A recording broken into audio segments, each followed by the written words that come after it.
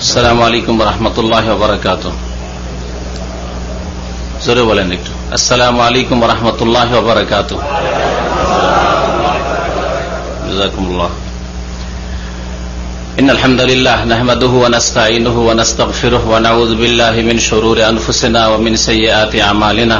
মান ইয়াহদিহিল্লাহু ফালা মুদিল্লা লাহু ওয়া মান ইউদ্লিলহু ফালা হাদিয়া লাহু। وأشهد أن لا إله إلا الله وحده لا شريك له وأشهد أن محمدا عبده ورسوله صلى الله تعالى عليه وعلى آله وصحبه وسلم تسليما كثيرا. يا أيها الذين آمنوا اتقوا الله حق تقاته ولا تموتن إلا وأنتم مسلمون. يا أيها الناس اتقوا ربكم الذي خلقكم من نفس واحدة وخلق منها زوجها وبث منهما رجالا كثيرا ونساء واتقوا الله الذي تساءلون به والأرحام إن الله كان عليكم رقيبا.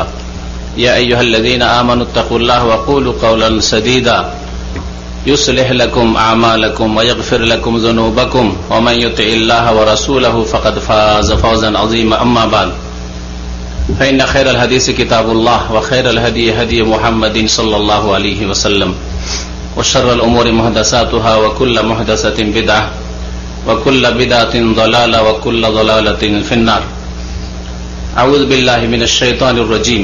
بسم الله الرحمن الرحيم. يا أيها الذين آمنوا قوا أنفسكم وأهليكم نارا.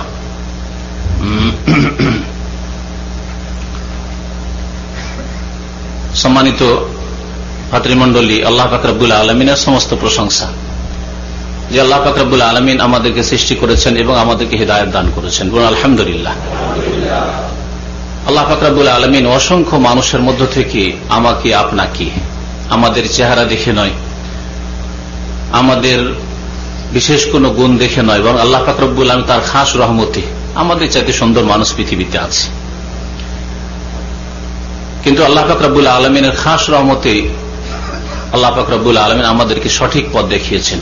আল্লাহ পাক আমাদেরকে জন্মসূত্রে ঈমান এবং ইসলাম দান করেছেন।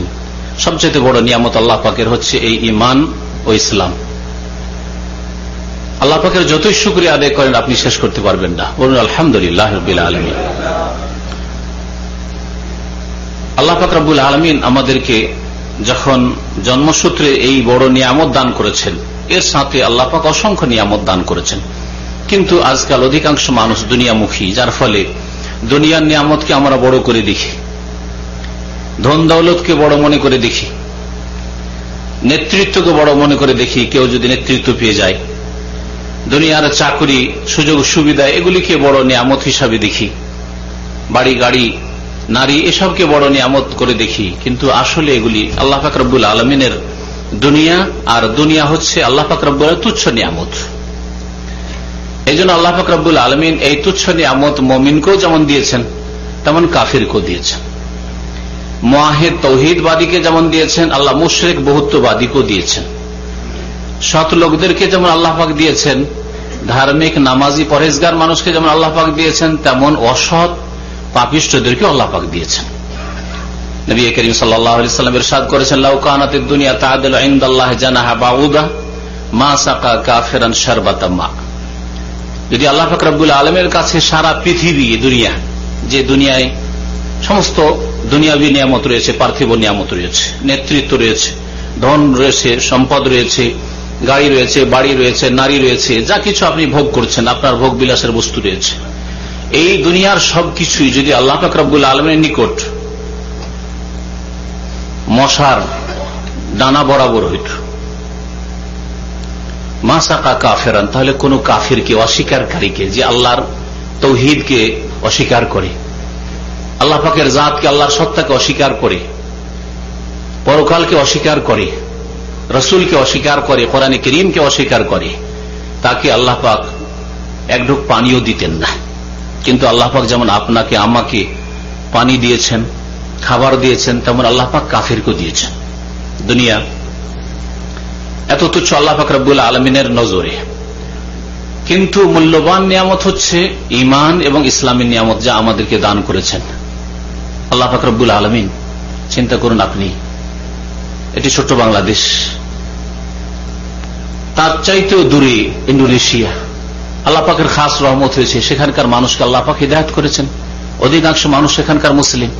পক্ষান্তরে এই ইন্ডোনেশিয়া পর্যন্ত পৌঁছিতে গিয়ে মধ্যখানে অনেক কাফের বসবাস করে। থাইল্যান্ডের মতো, ভারতের মতো, এইরকম বহু দেশ, শ্রীলঙ্কার মতো বহু দেশ রয়েছে, ফিলিপাইন, বর্মা, সেসব দেশে আল্লাহ পাক রব্বুল আলমিনের খাস রহমত হয়নি বলে অধিকাংশ সেখানে কাফের বসবাস করে। বলুন আলহামদুলিল্লাহ যে আল্লাহ পাক রব্বুল আলমিনের খাস রহমত হয়েছে। এই নিয়ামতের শুকরিয়া আদায় করতে হবে। আমাদের ব্যক্তি জীবনকে সুন্দর করে, পারিবারিক জীবনকে সুন্দর করে, সামাজিক জীবনকে সুন্দর করে, অর্থনীতিকে সুন্দর করে, ইসলামের যে অর্থনৈতিক জীবন আছে তাকে সুন্দর করে, জীবনের প্রতিটি ক্ষেত্রে আল্লাহ পাকের এই দিন, যা আল্লাহ পাক আমাদেরকে জন্মসূত্রে দান করেছেন, সেই দিনের হেফাজত করি। এই দিনের হেফাজত করলেই আদর্শ মুসলিম পরিবার গঠন করতে পারবেন। সালাত এবং সালাম নাজিল হোক প্রিয় নবী মুহাম্মদুর রাসূলুল্লাহ সাল্লাল্লাহু আলাইহি ওয়াসাল্লামের প্রতি, যাকে আল্লাহ পাক রব্বুল আলামিন উত্তম আদর্শ বলে মানব জাতির জন্য আখ্যায়িত করেছেন এবং তাকে উত্তম আদর্শ হিসাবে প্রেরণ করেছেন। মহান আল্লাহ সূরা আহজাবে ইরশাদ করেছেন, লাকাদ কানা লাকুম ফি রাসূলিল্লাহি উসওয়াতুন হাসানাহ। নিঃসন্দেহে লাকাদ কানা লাকুম, হে মানব সকল তোমাদের জন্য, সমস্ত মানুষের জন্য, ফি রাসূলিল্লাহ, আল্লাহ পাকের রাসূল সাল্লাল্লাহু আলাইহি সাল্লামের মধ্যে রয়েছে উসওয়াতুন হাসানাহ, উত্তম আদর্শ। ব্যক্তি জীবনের ক্ষেত্রে হোক আর পারিবারিক জীবনের ক্ষেত্রে হোক, যে কোনো ক্ষেত্রে হোক, সমস্ত ক্ষেত্রে রাসূলুল্লাহ সাল্লাল্লাহু আলাইহি সাল্লামের জীবন হচ্ছে উত্তম আদর্শ। তাহলে উত্তম আদর্শ যদি নিতে হয় তাহলে রাসূলুল্লাহ সাল্লাল্লাহু আলাইহি সাল্লামের কাছ থেকে নিতে হবে। আর তা কোরআনুল কারীমে রয়েছে আর রাসূলুল্লাহ সাল্লাল্লাহু আলাইহি সাল্লামের হাদিসে রয়েছে। আপনি আপনার ব্যক্তি জীবন কেমন করে আদর্শ জীবন গঠন করবেন, পারিবারিক জীবন কেমন করে আদর্শ পারিবারিক জীবন গঠন করবেন, তা একমাত্র নিতে হবে প্রিয় রাসূল সাল্লাল্লাহু আলাইহি সাল্লামের কাছ থেকে। আর তিনি ছেড়ে গেছেন দুটি বস্তু, তাতেই রয়েছে এই আদর্শ জীবন। নবী করিম সাল্লাল্লাহু আলাইহি সাল্লাম ইরশাদ করেছেন, তারাকতু ফিকুম আমরাইন লান তাদিল্লু মা তামাসসাকতুম বিহিমা, তোমাদের মাঝে দুটি বস্তু আমি ছেড়ে যাচ্ছি।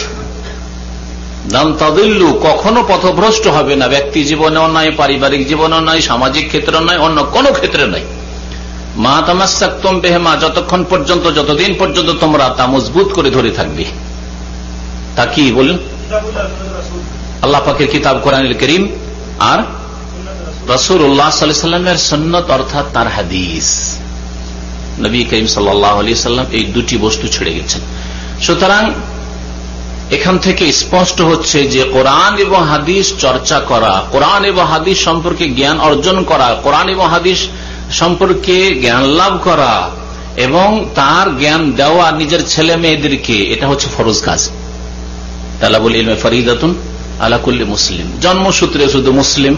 আপনি আল্লাহ পাকের দিন জানলেন না, কোরআন নে আল্লাহ পাক কি সম্বোধন করেছেন জানলেন না, আপনার ছেলে মেয়েদেরকেও জানালেন না, ডাক্তার করলেন, ইঞ্জিনিয়ার করলেন, আর বড় বড় চাকরিতে আপনি পৌঁছে দিলেন ছেলে মেয়েদেরকে, কিন্তু আপনি তাদেরকে আল্লাহ পাকের যে আসমানি সিলেবাস রয়েছে কোরআন এবং হাদিসের সে সম্পর্কে জ্ঞান দিলেন না, তাহলে আপনি এই ফরজ ত্যাগ করলেন, যার ফলে আপনি না আপনার ব্যক্তি জীবনকে আদর্শ জীবন বানাতে পারছেন, না আপনার পরিবারকে আদর্শ পরিবার বানাতে পারছেন। আদর্শ পরিবার বানাইতে হলে তাহলে কোরআন এবং হাদিসের অধ্যয়ন করতে হবে, যেই সূত্র দিয়ে হোক না কেন, শুনে হোক অথবা পড়ে হোক। মানুষের জ্ঞান অর্জনের দুটো রাস্তা, হয় শোনে, নিরক্ষর মানুষ অথবা ব্যস্ত মানুষ। আজকালকার যুগের অধিকাংশ মানুষ ব্যস্ত, কিতাব পড়বে এরকম সময় নেই, সারাদিন গাড়ি চালায়, গাড়িতে শুনতে পারবে, তাহলে শুনে শুনে আপনি ইলম হাসিল করবেন। মাদ্রাসার যুগ চলে গেছে, ইসলামী প্রতিষ্ঠানে গিয়ে ইসলাম শেখার যুগ চলে গেছে, বয়স হয়ে গেছে, কর্মক্ষেত্রে নেমে গেছেন, কিন্তু তারপরে আপনার উপর দিন শেখা, আদর্শ পরিবার কি করে গঠন করবেন, ইসলামিক পরিবার কি করে গঠন করবেন, ইসলামিক জীবন কি করে নিজের গঠন করবেন, আপনি ছেলে মেয়েদেরকে কি করে মুসলিম তৈরি করবেন, এটা জানা আপনার ফরজ রয়েছে, সেটা আপনাকে জানতে হবে। সুতরাং আপনাকে যেটা আপনার জন্য সুবিধা সেই সুবিধা আপনাকে গ্রহণ করতে হবে, শুনে হোক অথবা পড়ে হোক। আল্লাহ পাক যেন তৌফিক দান করেন। বিষয়বস্তু সম্পর্কে শুনেছেন যে বিষয়বস্তু হচ্ছে আদর্শ মুসলিম পরিবার, আদর্শ মুসলিম মানে ইসলামিক পরিবার। আজকাল মুসলিম দেশও আছে, কিন্তু ইসলামের তেমন কিছুই পাওয়া যায় না। তাহলে শুধু মুসলিম হওয়া যথেষ্ট নয়।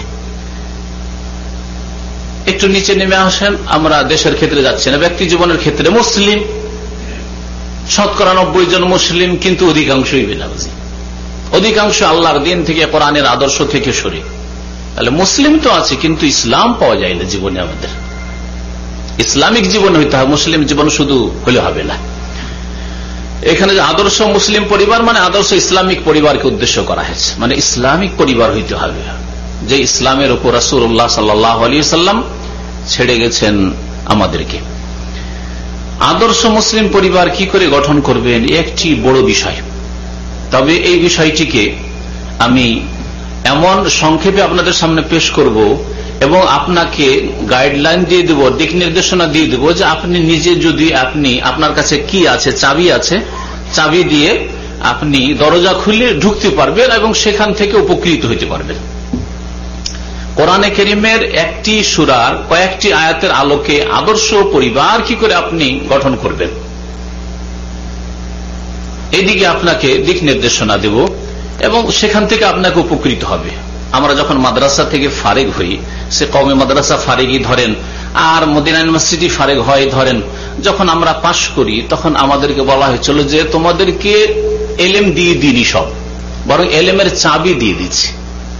যে কেউ পাশ করে কোন প্রতিষ্ঠান থেকে এলেম দিয়ে দেওয়া হয় না, বরং এলেমকে কেমন করে অর্জন করতে হবে তার একটা চাবি তার হাতে দিয়ে দেওয়া হয়। মানে এতটা ক্ষমতা দিয়ে দেওয়া হয় যাতে করে যেখানে এলেম আছে, উপকারী এলেম, সেটা সন্ধান করতে পারে এবং সেটাকে ধারণ করতে পারে। আর সব এলেম হাসিল করা কারো পক্ষে সম্ভব নয় এবং এলেমের শেষ নেই। সুতরাং এলেম শিক্ষা শুরু করতে হবে। আরবিতে খুব প্রসিদ্ধ প্রবাদ আছে, আল ইলমু মিনাল মাহদে ইলাল লাহাদ, মায়ের কোল থেকে বা দোলনা থেকে শুরু করে লাহাদ মানে কবর, কবর পর্যন্ত এলেম শিখার সময়, যতক্ষণ পর্যন্ত মত আসেনি। চাবি দিয়ে দেওয়া হয়েছে।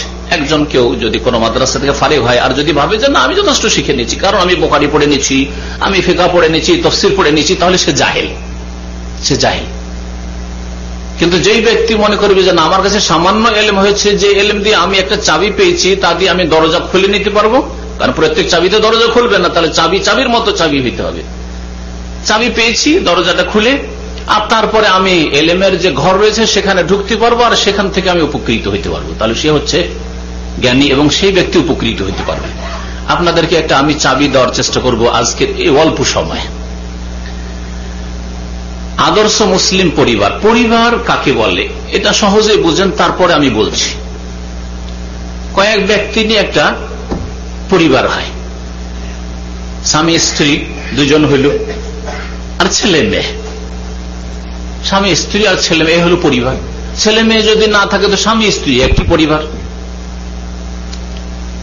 স্বামী স্ত্রী ছেলে মেয়ের সাথে বৃদ্ধ বাবা মা আছে বা তালাক প্রাপ্তা বোন আছে, আপনার দায়িত্বে আছে, বিধবা বোন আছে আপনার দায়িত্বে আছে, আরো কেউ আছে যাদের ব্যয় বহন আপনার উপর ফরজ আছে শরীয়তে, সেগুলি আপনার পরিবারের অন্তর্ভুক্ত। এর নাম হচ্ছে পরিবার। তাহলে পরিবার হচ্ছে স্বামী স্ত্রী এবং ছেলে মেয়ে এর নাম। আপনার আব্বা আছেন, আম্মা বেঁচে আছেন, আপনার আব্বার পরিবার হচ্ছে আপনার আব্বা আম্মা একটি পরিবার। আল্লাহ পাক রব্বুল আলামিন কোরআনে কারীমে ইরশাদ করেছেন সূরা তাহরিমে, ইয়া আইয়ুহাল্লাযীনা আমানু কু আনফুসাকুম ওয়া আহলিকুম নারা, হে মুমিন সকল, কু আনফুসাকুম, তোমরা নিজেকে রক্ষা করো। এটা হচ্ছে ব্যক্তি জীবন। আল্লাহ পাক তাহলে ব্যক্তি জীবন থেকে শুরু করেছেন, উপর থেকে শুরু করেন, নিচে থেকে শুরু করেছেন।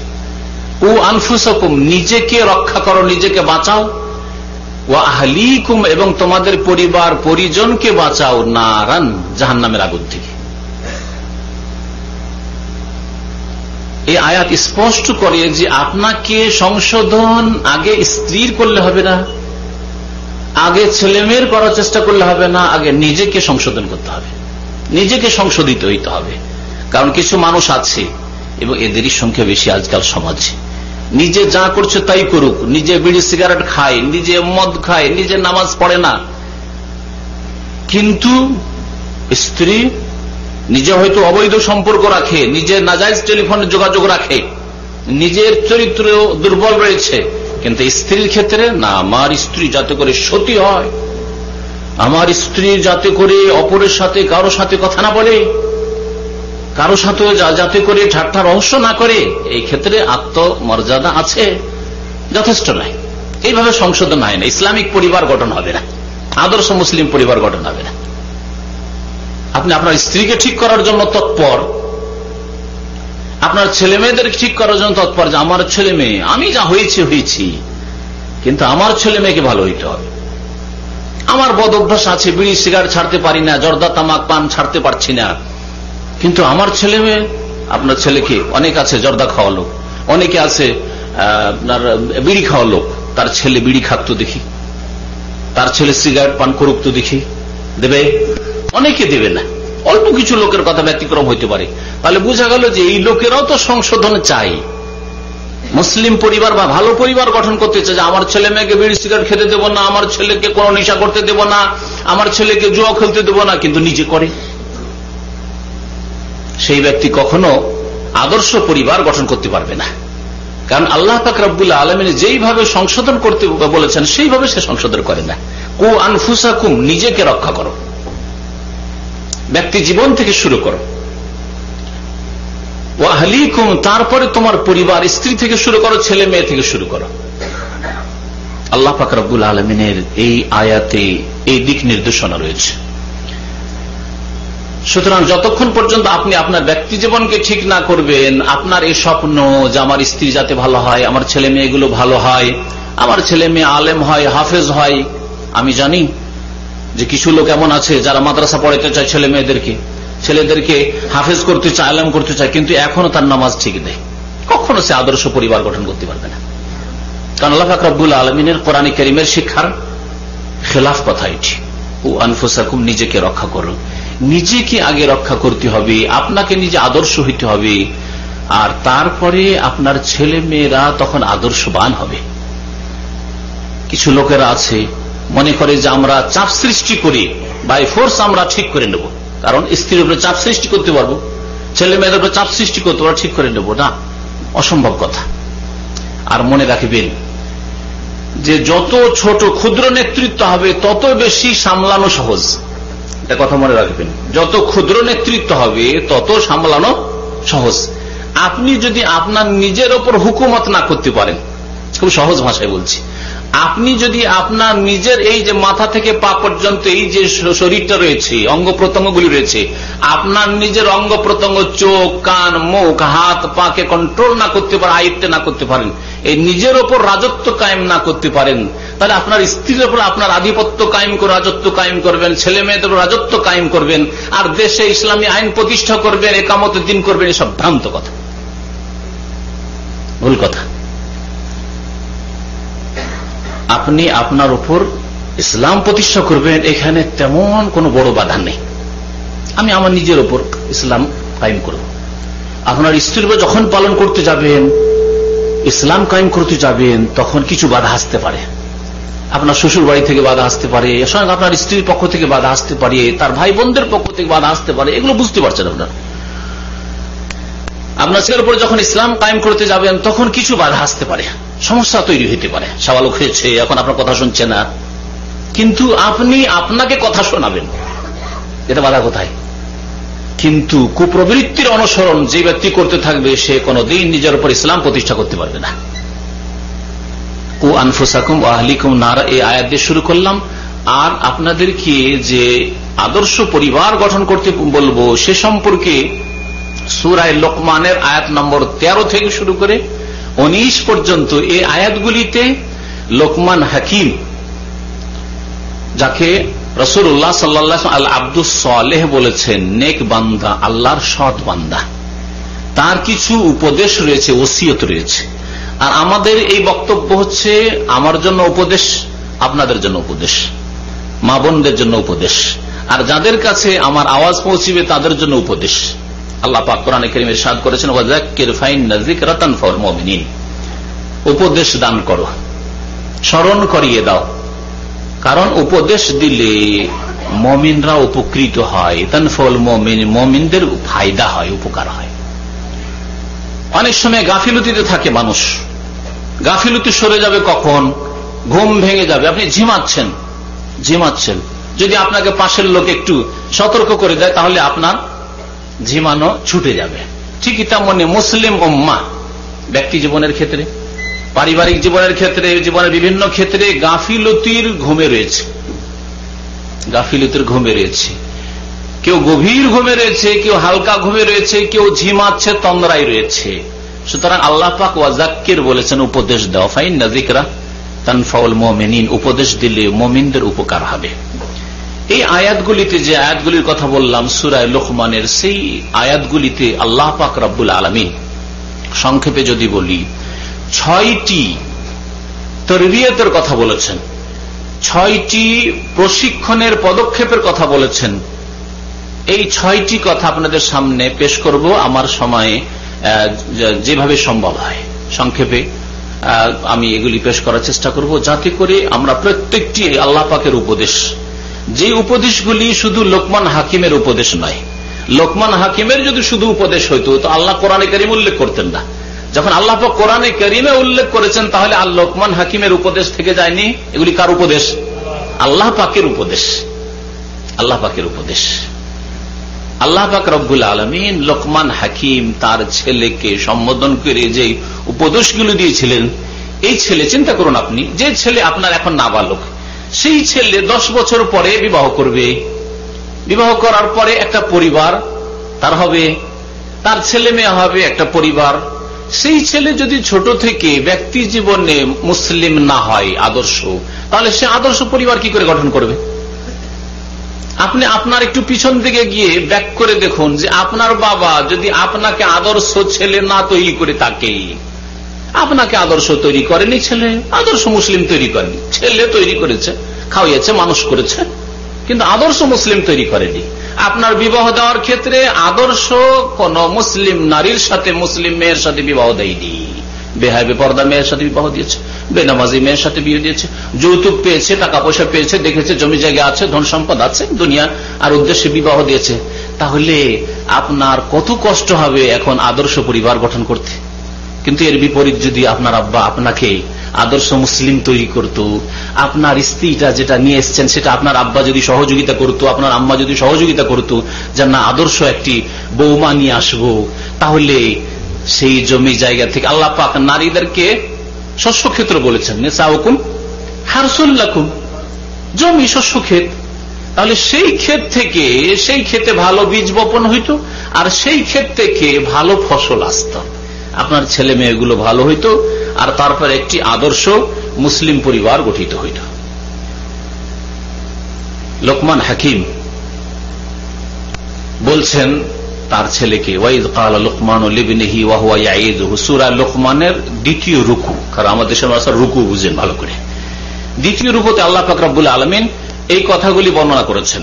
ওয়াইদ ক্বালা লুকমানু লিবনিহি, স্মরণ করো যখন লোকমান তার ছেলেকে বললেন, ওয়া হুয়া ইয়াইযুহু, সেই সময় তিনি উপদেশ দিচ্ছিলেন ছেলেকে, ইয়া বুনাইয়া, হে বৎস, হে প্রিয় ছেলে, লা তুশরিক বিল্লাহ, আল্লাহর সাথে শিরক করিও না। প্রথম উপদেশ, আল্লাহর সাথে শিরক করিও না। ইন্না শিরকা লাযুলমুন আযীম, নিশ্চয় শিরক হচ্ছে সবচেয়ে বড় জুলম। শুধু জুলম না, বরং আযীম, বড় জুলম, মহা অপরাধ। শিরক সম্পর্কে আল্লাহ পাক রব্বুল আলামিন লোকমানের ভাষায়, লোকমান হাকিমের ভাষায় বলছে, ইন্না শিরকা লাযুলমুন আযীম, শিরক হচ্ছে সবচেয়ে বড় জুলম। তাহলে আদর্শ পরিবার গঠন করার জন্য শিরক মুক্ত পরিবার হইতে হবে। প্রথম কথা, শিরক মুক্ত পরিবার হইতে হবে, তাওহীদি পরিবার হইতে হবে, প্রথম গুণ লাগবে। এর বিপরীত যদি দেখা যায় যে মুসলিম পরিবার জন্মসূত্রে মাশাআল্লাহ বাড়িতে প্রত্যেকে দাড়িওয়ালা, আপনি আপনার ছেলেরাও মাশাআল্লাহ, আপনার স্ত্রীও বোরকা পরে, পর্দা করে, আপনার মেয়েরাও পর্দা করে, আপনার বৌমারা এসছে তারাও পর্দা করে, কিন্তু সেই বাড়ি শিরকে পরিপূর্ণ, সেই পরিবারে শিরক রয়েছে, তাহলে কখনো আদর্শ মুসলিম পরিবার হতে পারবে না। কারণ প্রথম গুণ হচ্ছে শিরক মুক্ত হইতে হবে। লা তুশরিক বিল্লাহ মানে লা ইলাহা, ইলাহ নেই অন্য কেউ, আল্লাহর সাথে শিরক করবেন না। আগে নেতিবাচক, নেগেটিভ, তারপরে ইল্লাল্লাহ, একমাত্র আল্লাহকে অন্তরে জায়গা দেবেন, একমাত্র আল্লাহ পাক রব্বুল আলামিনের প্রতি বিশ্বাস স্থাপন করবেন, একমাত্র আল্লাহ পাক রব্বুল আলামিনের ইবাদত বন্দেগী করবেন। একে বলা হয়েছে যে আগে কোন জায়গাকে ক্লিন করতে হয়, তারপরে কিছু করতে হয়। যেমন এই জায়গায় বসলে, এই যে আমরা চেয়ারে টেবিলে বসেছি সামনে, বা আপনারা এই যে চেয়ারে বসেছেন, এই চেয়ারে আগে বসবেন না ধুলো থাকলে আগে ধুলো সাফ করবেন? হ্যাঁ, একমত না দ্বিমত আছে? আগে ধুলো সাফ করবেন না আগে বসে যাবেন? যে বসে গেলে ধুলো সাফ হয়ে যাবে। কিছু লোক আছে এরকম অলস, কত আর ধুলা সাফ করে বেড়াবো, বসলে তো ধুলো সাফ হয়ে যাবে, কাপড়ে লেগে যাবে, ধুলো সাফ হয়ে যাবে। তাহলে ধুলো সাফ করলেন না, আপনি চেয়ার থেকে ধুলো কাপড়ে উঠাই নিলেন, আরো বেশি ক্ষতি করলেন। চেয়ারে ছিল ভালো ছিল, কিন্তু আপনার কাপড়ে লেগে আপনার শরীরটা খারাপ হলো, আপনার কাপড় চোপড় খারাপ হলো।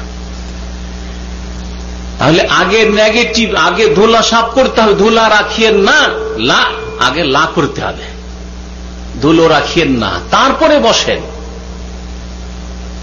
আল্লাহ পাক কালেমা তাইয়্যিবাতে তাই বলেছে, লা ইলাহা ইল্লাল্লাহ, ইলাহ নেই, আগে ক্লিন করো, পরিষ্কার করো মগজকে। এখানে আটরসি রাখিও না, মাইজ ভান্ডারি রাখিও না, দেওয়ানবাগি রাখিও না, খাজা বাবা রাখিও না, গৌসুল আজম আল্লাহ ছাড়া কেউ নেই ও জিলানি রাখিও না, দস্তগীর রাখিও না, ওসব রাখিও না, ক্লিন করো। সরস্বতী রাখিও না, দুর্গা রাখিও না, দরগাও রাখিও না, দুর্গাও রাখিও না আর দরগাও রাখিও না, ক্লিন করো আগে। তারপরে কি রাখবে? ইল্লাল্লাহ, আল্লাহকে রাখো, মগজে আল্লাহকে ঢুকাও, হৃদয় আল্লাহকে ঢুকাও। ইল্লামান আতাল্লাহ, যে ব্যক্তি আল্লাহ পাকের কাছে আসবে বেকালবিন সলিম, মুক্ত অন্তর নিয়ে, সহি সালামত অন্তর নিয়ে। শিরক মুক্ত হচ্ছে সহি সালামত অন্তর, ইনি আল্লাহ পাকের দরবারে হাজির হইতে হবে। তাহলে লোকমান হাকিম যে উপদেশ দিয়েছে, লা তুশরিক বিল্লাহ, শিরক করিও না, তাওহীদ প্রতিষ্ঠা করো। শুধু নেগেটিভ থাকলে হবে না, নেগেটিভের সাথে পজিটিভ লাগবে। শিরক মুক্ত হবেন তাহলে তাওহীদ প্রতিষ্ঠা করতে হবে, আল্লাহ পাকের একত্ব প্রতিষ্ঠা করতে হবে। তাহলে মুসলিম পরিবার, আদর্শ মুসলিম পরিবার গঠনের জন্য প্রথম শর্ত হচ্ছে তাওহীদি পরিবার হইতে হবে। বাড়িতে কোন রকমের শিরক, বড় শিরক হোক আর ছোট শিরক হোক, যেন না থাকে। আমাদের দেশের অধিকাংশ বাড়িতে হয় বড় শিরক আছে, ওরসে যাবে, আর ওরসে যাওয়া মানে বড় শিরক করতে। আর যদি তা না থাকে, খুব ভালো তো ওরসে যায় না, মাজারে যায় না, তাহলে কি আছে? তাবিজ আছে। আপনি যদি নিজে গায়ে তাবিজ না রাখেন, আপনার বাড়িতে তাবিজ লটকা আছে। আপনার বাড়িতে যদি না থাকে, আপনার স্ত্রীর গায়ে তাবিজ আছে, না আপনার ছেলে মেয়ের গলায় তাবিজ আছে, না আপনার ছেলে মেয়েকে নিয়ে আপনার স্ত্রী যখন বাইরে বেরোয় তখন একটা টিপ দেয়, এইদিকে না এইদিকে, কোন দিকে দেয়? কালো টিপ দেয় না? হ্যাঁ, কেন দেয় জানেন? এটা শিরক, যাতে করে বদনজর না লাগে। শিরক, বদনজর থেকে কারো কুদৃষ্টি লাগবে, নজর লেগে যাবে, এর থেকে রক্ষা পাওয়ার উপায় হচ্ছে এই কালো টিপ দেওয়া। আল্লাহ বলেছেন, তার রাসূল সাল্লাল্লাহু আলাইহি ওয়াসাল্লাম বলেছেন। তাহলে যেটা কোনো উপায় নয়, অথচ আপনি উপায় সাব্যস্ত করেছেন, এর নাম হচ্ছে শিরক। কমের পক্ষে সেটা হচ্ছে শিরক আসগর, আর ছোট শিরক, আর ছোট শিরক হচ্ছে বড় কাবিরা গুনাহ, বড় কাবিরা গুনাহ। তাহলে আপনার পরিবারে যদি এইরকম শিরক থাকে, তাহলে আপনি আদর্শ মুসলিম পরিবার গঠন করতে পারবেন না। তাহলে করব কি? এর উত্তর কোরআন হাদিসে আছে। এই জন্যই বলছি কোরআন এবং হাদিস শিখতে হবে, যেইভাবে শিখেন আপনাকে শিখতে হবে। নবী করিম সাল্লাল্লাহু আলাইহি ওয়াসাল্লাম হাসান হুসাইনকে বদনজর থেকে রক্ষার জন্য, বাঁচানোর জন্য দোয়া পড়তেন। ওই যকুমা বিকালিমাতিল্লাহি তাম্মা ওয়া মিন কুল্লি শাইতানি ওয়া হাম্মা ওয়া মিন কুল্লি আইনিল লাম্মা, বলতেন তোমাদের উভয়কে, হাসান হোসেন তোমাদের দুইজনকে আমি আল্লাহর আশ্রয়ে রাখছি। ওই যকুমা বিকালিমাতিল্লাহি তাম, আল্লাহ পাকের পূর্ণাঙ্গ বাক্যের দ্বারা, আল্লাহ পাকের পূর্ণাঙ্গ বাক্য, তার আল্লাহ পাকের কালাম, আল্লাহ পাকের গুণাবলী। মিন কুল্লি শাইতানি ওয়া হাম্মা, শয়তান থেকে, বিষাক্ত জিনিস থেকে, অমিন কুল্লি আইনিল লাম্মা, আর ক্ষতি সাধনকারী নজর থেকে, যেই নজর পড়লে ক্ষতি করে। কারো নজর পড়লো, আর এই ছেলে কত সুন্দর ছেলে, কত মোটা ছেলে, বদনজরটা লেগে গেল, অমুকের ছেলে কত সুন্দর, বদনজর লেগে গেল। অমিন করলে আইনিল্লাহ। তো নবী করিম সাল্লাল্লাহু আলাইহি ওয়াসাল্লাম এইভাবে হাসান হোসেনকে বদনজর থেকে হেফাজতের ব্যবস্থা করেছেন। আপনি ওই ব্যবস্থা করেন, শেখেন, কিন্তু শিরক করবেন, আপনার আদর্শ পরিবার কখনো গঠন হবে না। সংক্ষেপে এই বিষয়টি বলছি, না হলে এই তৌহিদের বিষয় বলে সময় শেষ হয়ে যাবে। এই ছিল প্রথম ইসলামিক পরিবার বা আদর্শ পরিবার গঠনের উপায়, যে আপনার বাড়ির প্রত্যেক ব্যক্তিকে, প্রত্যেক সদস্যকে শিরক মুক্ত হইতে হবে এবং তৌহিদ প্রতিষ্ঠাকারী হইতে হবে। লা তুশরিক বিল্লাহ ইন্না শিরকা লাযুলমুন আযীম। আল্লাহ পাক রব্বুল আলামিনের হকের পরে কার হক বলেন তো দেখি? আল্লাহ পাক রব্বুল আলামিনের হকের পরে রাসূলুল্লাহ সাল্লাল্লাহু আলাইহি ওয়াসাল্লামের হক। বুঝলাম, ঠিক আছে। রাসূলুল্লাহ সাল্লাল্লাহু আলাইহি ওয়াসাল্লামের হক আদায় না করে আল্লাহর হক আদায় হবে না, সেজন্য আল্লাহর হকের অন্তর্ভুক্ত করে ওটাকে ছেড়ে দিলাম। কারণ কালিমা তাইয়্যিবার সাথে যেমন আশহাদু আল্লা ইলাহা ইল্লাল্লাহ আছে, তার সাথে আছে ওয়া আশহাদু আন্না মুহাম্মাদান আবদুহু ওয়া রাসূলুহু ওয়া আশহাদু আন্না মুহাম্মাদান রাসূলুল্লাহ। এই কালেমার দুটো পার্টের বাস্তবায়ন না করলে আপনি তৌহিদ বাস্তবায়ন করতে পারবেন না। তাহলে তার সাথে সেটাকে শামিল করে দিলাম, যে যেমন তৌহিদ আপনার মধ্যে থাকবে, তেমনি অনুসরণ হবে একমাত্র মুহাম্মদ রাসূলুল্লাহ সাল্লাল্লাহু আলাইহি ওয়াসাল্লামের। আপনার জীবন কেমন হবে? যেমন রাসূলুল্লাহ সাল্লাল্লাহু আলাইহি ওয়াসাল্লামের জীবন ছিল। আপনার স্ত্রীর জীবন কেমন হবে?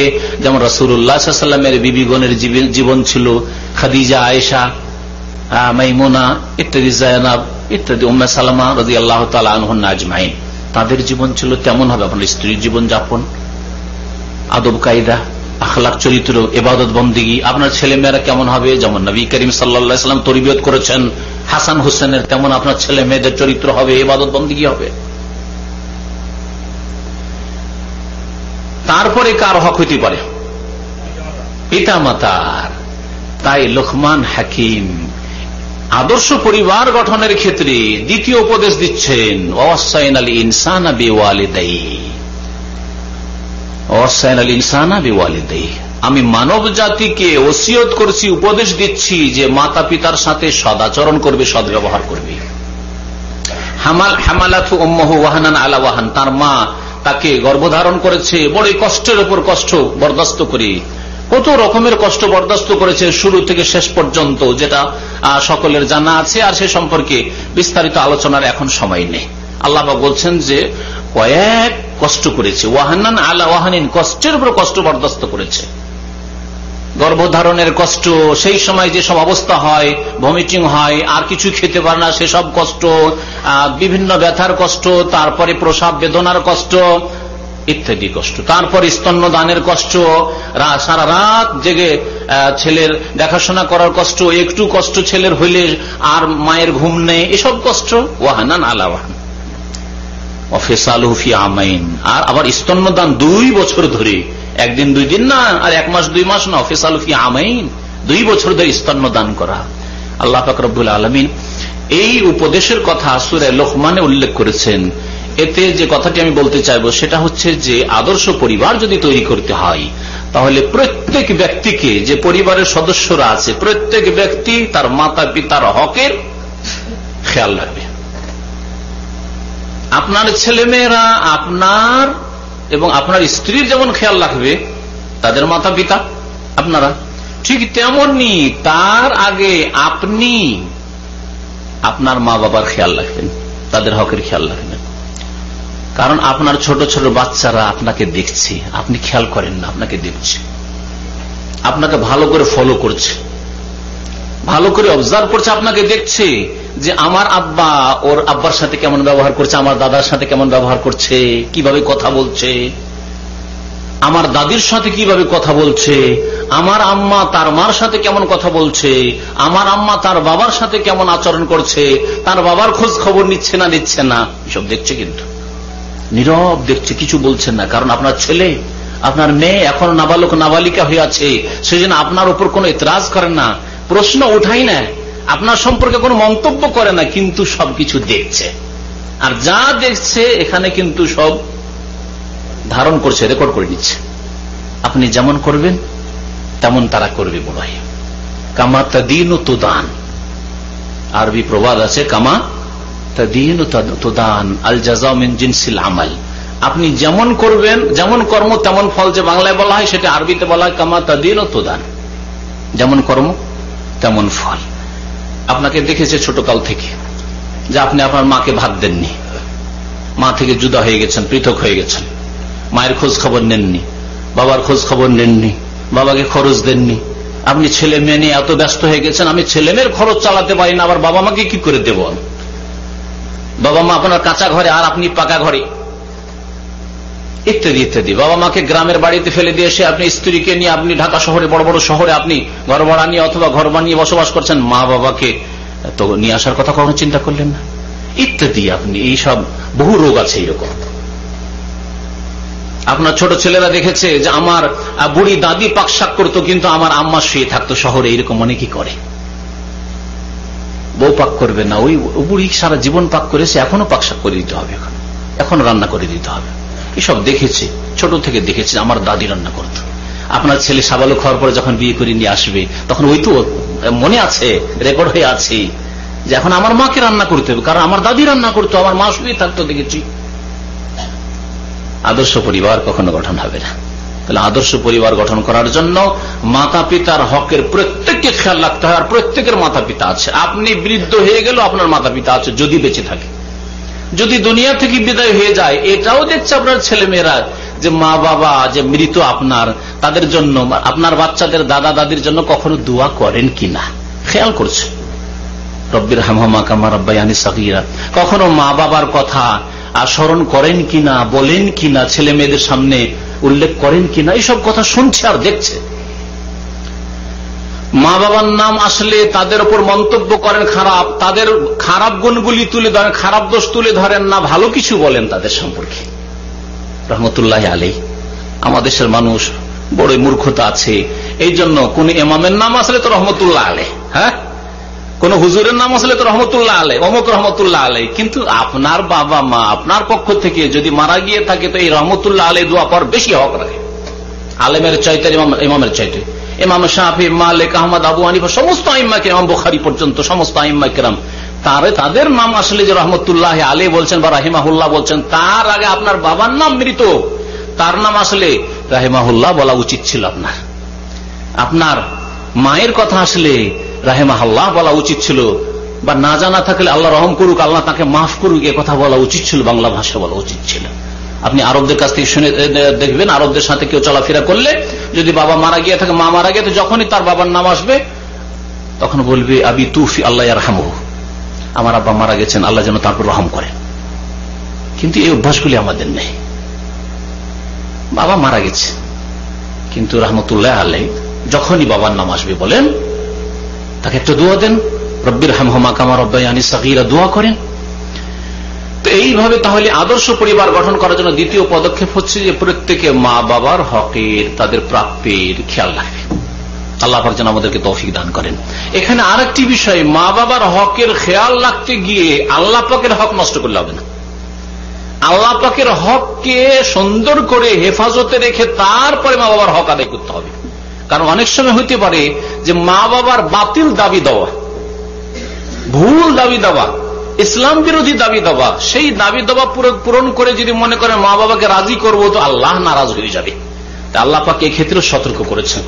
অনেক ভাইরা আছে যারা সৌদি আরব থেকে সংশোধন করে যায়, শিরক বিদআত থেকে মুক্ত হয়ে যায়।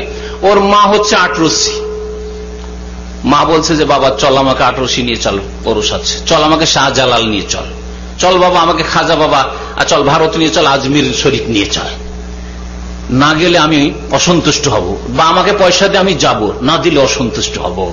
সমস্যায় পড়ে গেলেন আপনি, কি করব?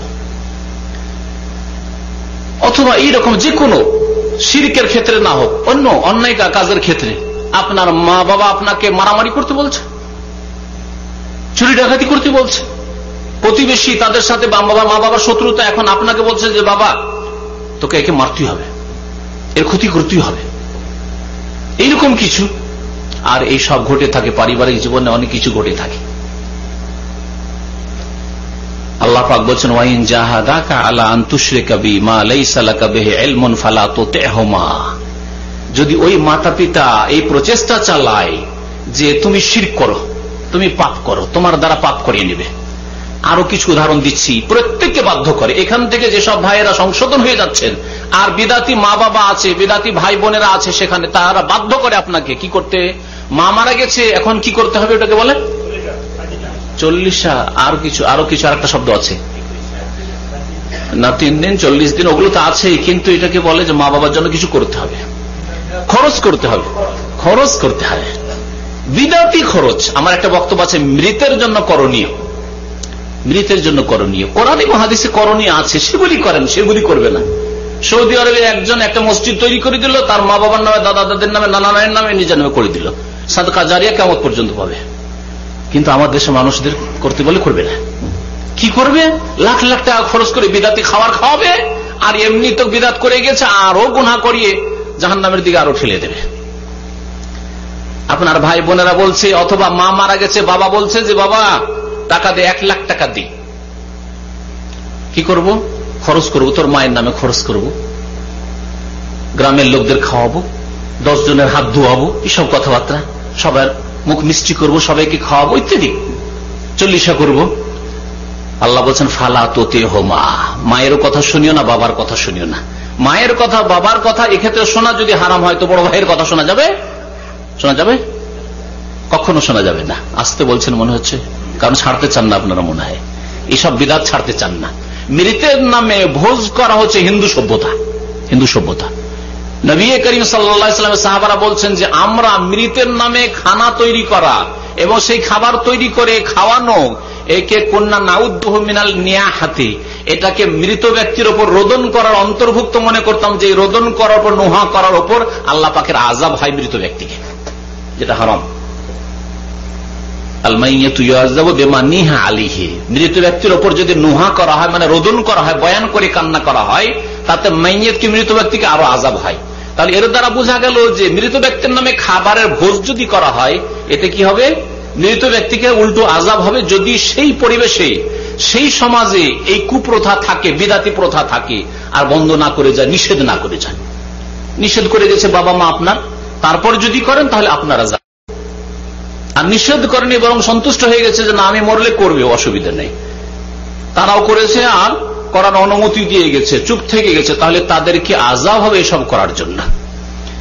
আল্লাহ পাক নিষেধ করেছেন যে আল্লাহ পাকে অসন্তুষ্ট করে কোন মানুষকে রাজি করার চেষ্টা করবে না, শিরিক করে হোক, বিদাত করে হোক, যেমন এই যে মৃতের নামে খাবার, কুলখানি করা, ফাতেহা খানি করা, এই সমস্ত যতগুলি কাজ আছে, মিলাদ করা, মা মারা গেছে, বাবা মারা গেছে, মিলাদ করতে হবে, এই করতে হবে, এই সমস্ত বিদাতি কাজ। সুতরাং এসব করে কেউ যদি মা বাবাকে রাজি করার চেষ্টা করে, তাহলে সে গুনাহগার হবে, আদর্শ পরিবার কখনো গঠন করতে পারবে না। ফালা তোতে হোমা, তবে মা বাবার কথা শুনবেন না। আপনার মা বলছে 40 করতে হবে, করলেন না, তাই কি তার সাথে ভালো ব্যবহার করবেন না? ভালো ব্যবহার করবেন না, করবেন না? ভালো ব্যবহার করবেন, পার্থিব জীবনে সদাচরণ করবেন। আল্লাহ পাক বলেছেন ওয়াসাহিবহুমা ফিদ দুনিয়া মারুফা, মাতা পিতার সাথে দুনিয়াতে যতদিন থাকবে ভালো ব্যবহার করো। যদি মুশরিকও হয়, আল্লাহ ছাড়া অন্যকে সেজদাকারী হয়, কবর পূজারীও হয়, তারপরও তাদের সাথে ভালো ব্যবহার করেন। দুনিয়ার ক্ষেত্রে, ধর্মীয় ক্ষেত্রে, তৌহিদের ক্ষেত্রে, সুন্নতের ক্ষেত্রে কোনো ডিসকাউন্ট করবেন না, কোনো কম্প্রোমাইজ করবেন না বাতিলের সাথে।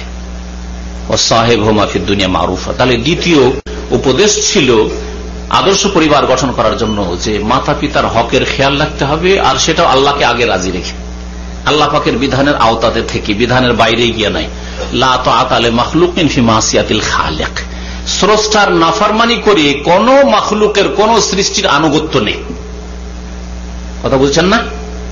স্রষ্টা আল্লাহ পাক, আল্লাহকে নারাজ করে, আল্লাহ পাকের বিরুদ্ধাচরণ করে কোন মানুষের আনুগত্য নেই। আপনার মুদির বলছে যে যাও অমুক জায়গায় মদ পাওয়া যায়, নিয়ে আসো, নিয়ে আসবেন, দেখছেন যদি না নিয়ে আসি তাহলে তো আমার চাকরি যাবে, বেতন বাড়বে না, যাক চাকরি যাক, আল্লাহর উপর ভরসা করেন। লা তাআতা লিমাখলুক, কোন সৃষ্টির আনুগত্য করা যাবে না। তাহলে মদটাই যদি এনে না দেওয়া যায় তো শিরক কি করে করা যাবে? কি করে বিদআত করা যাবে? রাসূলুল্লাহ সাল্লাল্লাহু আলাইহি ওয়াসাল্লাম নাফরমানি করা যাবে? কখনো করা যাবে না। তৃতীয় বিষয়, আল্লাহ পাক রব্বুল আলামিন তৃতীয় বিষয় আখিরাতকে স্মরণ করিয়ে দেওয়ার কথা বলেছেন। তাহলে আদর্শ পরিবার গঠন করার জন্য ওই পরিবারে আখিরাতের চিন্তা থাকতে হবে। ফিকরে আখিরাত যাকে বলা হয়, পরকালের চিন্তা। পরকালের চিন্তা মানুষকে সংশোধন করতে বাধ্য করে। শুনে রাখেন, ভালো করে কথাটি শুনে রাখেন। আর যদি পরকালের চিন্তা কারো অন্তরে না থাকে, তার দ্বারা যে কোনো পাপ হইতে পারে। পরকালের চিন্তা যার অন্তরে যত দুর্বল, সে তত বেশি পাপী। মুসলিম সমাজে, অমুসলিমদের তো পরকালে বিশ্বাসী নেই। মুসলিম সমাজে জন্মসূত্রে পরকাল পরকাল বলি, আখিরাত বলি, কিয়ামত বলি, কিন্তু এই কিয়ামতের ওপর যত বেশি ইয়াকিন, তত বেশি আপনার পবিত্র জীবন। আর যত ইয়াকিন দুর্বল, তত বেশি আপনার দ্বারা পাপ হবে। আল্লাহ পাক রব্বুল আলামিন এই মর্মে ইরশাদ করছেন লোকমান হাকিমের উপদেশ, ইয়া বুনাইয়া ইন্নাহা ইন তাকু মিসকাল হাববাতিন মিন খারদাল ফাতাকুন ফি সাখরা আও ফিস সামাওয়াতি আও ফিল আরদ ইয়াতি বিহাল্লাহ ইন্নাল্লাহা লাতীফুন খাবীর। বলছেন লোকমান হাকিম, ইয়া বুনাইয়া, হে প্রিয় বৎস, হে প্রিয় ছেলে, ইয়া বুনাইয়া ইন্নাহা ইন তাকু মিসকাল হাববাতিন মিন খারদাল, সরিষার দানাও যদি থাকে, সরিষার দানার সমান গুনাহ করেছেন আপনি, সরিষার দানার সমান অপরাধ করেছেন আপনি, আপনার স্ত্রী, আপনার ছেলে মেয়ে, কেউ করেছে, যে কোনো মানুষ করুক না কেন, ব্যক্তি জীবনে করুক, পারিবারিক জীবনে করুক, আসমানে হোক আর জমিন হোক, যেখানে হোক না কেন, এই সরিষার দানা, ইন্নাহা ইন তাকুম মিসকাল হাববাতিন মিন খারদাল ফাতাকুন ফি সাখরা, আর সেই সরিষার দানা যদি পাথরের মধ্যে থাকে, পাথরের ভিতরে, আও ফিস সামাওয়াতি আও ফিল আরদ, সেই সরিষার দানা যদি আসমানের উপরেও থাকে, কোন ফেরেশতার কাছে, কারণ আসমানে কোনো মানুষ নেই, আও ফিল আরদ, অথবা জমিনে হোক, জমিনে কোন জিনের কাছে হোক, ইনসানের কাছে হোক, ইয়াতি বিহাল্লাহ, আল্লাহ সেটাকে হাজির করবেন, আল্লাহ সেটাকে নিয়ে আসবেন। কোথায় নিয়ে আসবেন? কোথায় নিয়ে আসবেন? বুঝতে পারছেন না বিষয়বস্তু? কোথায় নিয়ে আসবেন? আখিরাতে নিয়ে আসবেন, হাসরের ময়দানে নিয়ে আসবেন। তাহলে আপনি সরিষার দানার সমান যদি ভালো কাজ করেন, ইয়াতি বিহাল্লাহ, আল্লাহ পাক আখিরাতে কিয়ামতের দিবসে হাসরের মাঠে নিয়ে আসবেন। আপনি যদি সরিষার দানা পরিমাণ অন্যায় কাজ করেন আপনার ব্যক্তি জীবনে, পারিবারিক জীবনে, ইয়াতি বিহাল্লাহ, আল্লাহ পাক নিয়ে আসবেন, সেটাকে হাজির করবেন। এই চিন্তা যদি থাকে, তো আপনার সরিষার দানার সমান ভুল হইতে পারে। কোন একদিন 2 মিনিট আপনি কোন যুবতীর সাথে অবৈধ প্রেম আলাপ করলেন, আমি তোমাকে ভালোবাসি, তুমি কেমন, ইত্যাদি বলতে পারেন? সরিষার দানার সমানই ধরে নেন, এটা কখনো পারেন না আপনি। কারণ আপনি তার আগে বিশ্বাস রাখেন একজন মুমিন হিসাবে, এটাকে আল্লাহ হাজির করবে। এই যে আমি মাত্র 10 সেকেন্ডে কথা বললাম, আমি তোমাকে ভালোবাসি, এটা রেকর্ড হয়ে গেল, এবং ইয়াতি বিহাল্লাহ, আল্লাহ পাক হাজির করবেন এই কথাকে আমার আমলনামায়। এইভাবে যে কোনো পাপ হোক না কেন, 4 আনা পয়সা কারো এদিক ওদিক করতে পারবেন, মোবাইল চুরি করা তো দূরের কথা, আর সাথী রুমে টাকা পয়সা রেখেছে, সোনা দানা বাজার করে রেখেছে, বাড়ি যাবে বেচারা, আর চুরি করা তো দূরের কথা। এইসব চুরি ব্যাচেলার রুমে খুব বেশি হয়, কখনো হইতে পারে না। জেনা হইতে পারে, খুন করা হইতে পারে, কখনো হইতে পারে না। ফামাইয়া আমাল মিসকাল যাররাতিন খাইরাই ইয়ারা ওয়া মাইয়া আমাল মিসকাল যাররাতিন শাররাই ইয়ারা। কি মানে বুঝি না। অনেকের মুখস্থ আছে সূরা ইযা জুলজিলা, কিন্তু মন্ত্র মুখস্থ আছে। মন্ত্র মুখস্থ থাকলে হবে না। আল্লাহ বলেন ফামাইয়া আমাল মিসকাল যাররা, কেউ যদি যাররা পরিমাণ, ওই যে জানালা আছে, জানালাতে রোদ্রের সময় জানালা খুলে রাখেন, তখন দেখবেন যে মনে হচ্ছে কিছু ধুলো আসছে, মনে হয় না? কিছু ধুলো যেন আসছে ওই জানালাতে, দেখতে পাচ্ছেন রোদ্রের সময়, একেবারে অনপরিমাণ, ধরা যাবে না, হাতে মোটেই ধরা যাবে না। এগুলো হচ্ছে যাররা, এগুলো হচ্ছে যাররা। এই পরিমাণও কেউ যদি ভালো কাজ করে, খাইরান ভালো কাজ করে, ইয়ারাহু, তা অবশ্যই দেখবে আল্লাহ পাকের দরবারে কিয়ামতের দিনে। ওমাইয়া আমাল মিসকাল যাররাতিন শাররান, আর কেউ যদি খারাপ কাজ করে, অন্যায় কাজ করে, তাও দেখবে। এই যে আখিরাতের চিন্তা, পরকালের জন্য চিন্তাশীল হওয়া, চোখে পানি আসবে না আপনার যতক্ষণ পর্যন্ত পরকালের জন্য চিন্তাশীল না হয়েছে। দুনিয়ার জন্য মাশাআল্লাহ চাকরি আছে, খাওয়া দাওয়ার অভাব নেই, জমি জায়গা আছে, বাড়ি ঘর আছে, যা লাগে তা আছে, স্ত্রী আছে, ছেলে মেয়ে আছে, কেউ অসুস্থ নেই, তো চোখে পানি কোত্থেকে আসবে? আখিরাতে আপনার বিশ্বাস নেই, আখিরাতের ঈমান দুর্বল, আখিরাতে আমি পাশ করবো না, পাশ করবো না, জান্নাত যেতে পারবো কি জাহান্নামের ইন্ধন হইতে হবে, ওইসব কোনো চিন্তা নেই, তাহলে চোখের পানি আসবে কি করে? এই জন্য চোখে পানি আসে না, আপনারও আসে না, আপনার স্ত্রীরও আসে না, আপনার ছেলে মেয়েরা সাবালক সাবালিকা হয়েছে তাদেরও আসে না, কারণ আখিরাতের ফিকির নেই। আখিরাতের চিন্তা যেই পরিবারে থাকবে সেই পরিবার হবে আদর্শ পরিবার। আখিরাতের চিন্তা যদি থাকে তাহলে কখনো আপনার দ্বারা কাবিরা গুনাহ হইতে পারে না, কখনো বড় গুনাহ হইতে পারে না, আর কখনো আপনি সাগীরা গুনাহ হইলেও অটল থাকতে পারেন না যে সবসময় সাগীরা গুনাহ করতে আছে, এটা হইতে পারে না। আপনার বিবেক বাধা দিবে যে আজকে আমি রাস্তা দিয়ে মহিলাটা যাচ্ছে একটু তাকাইলাম, এর পরিণাম কি? এর পরিণাম কাল কিয়ামতে আল্লাহর কাছে জবাব দিতে হবে। এই তোমার এই খারাপ অভ্যাস কেন ছিল যে মহিলা চেহারা খোলা দেখলে তাকানো? আমলনামাতে লেখা থাকবে। এইভাবে গুনাহ বাড়তে বাড়তে আমার বাম হাতে আমলনামা আসতে পারে, আর বাম হাতে যদি আমলনামা পেছন দিক থেকে আসে তো আমি যাব কোথায়? কোথায় যাবেন? জাহান্নামে। এই চিন্তা থাকতে হবে। যেই পরিবারে এই চিন্তা আছে, আপনার যদি চিন্তা থাকে আপনি সংশোধন, আপনার স্ত্রীর চিন্তা থাকে, 2 বছরের জন্য স্ত্রীকে রেখে এসেছেন, যদি পরকালের চিন্তা থাকে তাহলে অপর পুরুষের সাথে স্বামী বিদেশে গিয়েছে রুজি রোজগারের জন্য, কখনো গোপনীয় অবৈধ সম্পর্ক করতে পারে, গোপনে টেলিফোন করতে পারে। গত শুক্রবারে আমার এক বক্তব্য ছিল, তো এক ভাই আসলেন, আসার পর MA পাস, MSc, আর তার স্ত্রী হচ্ছে BA পাস।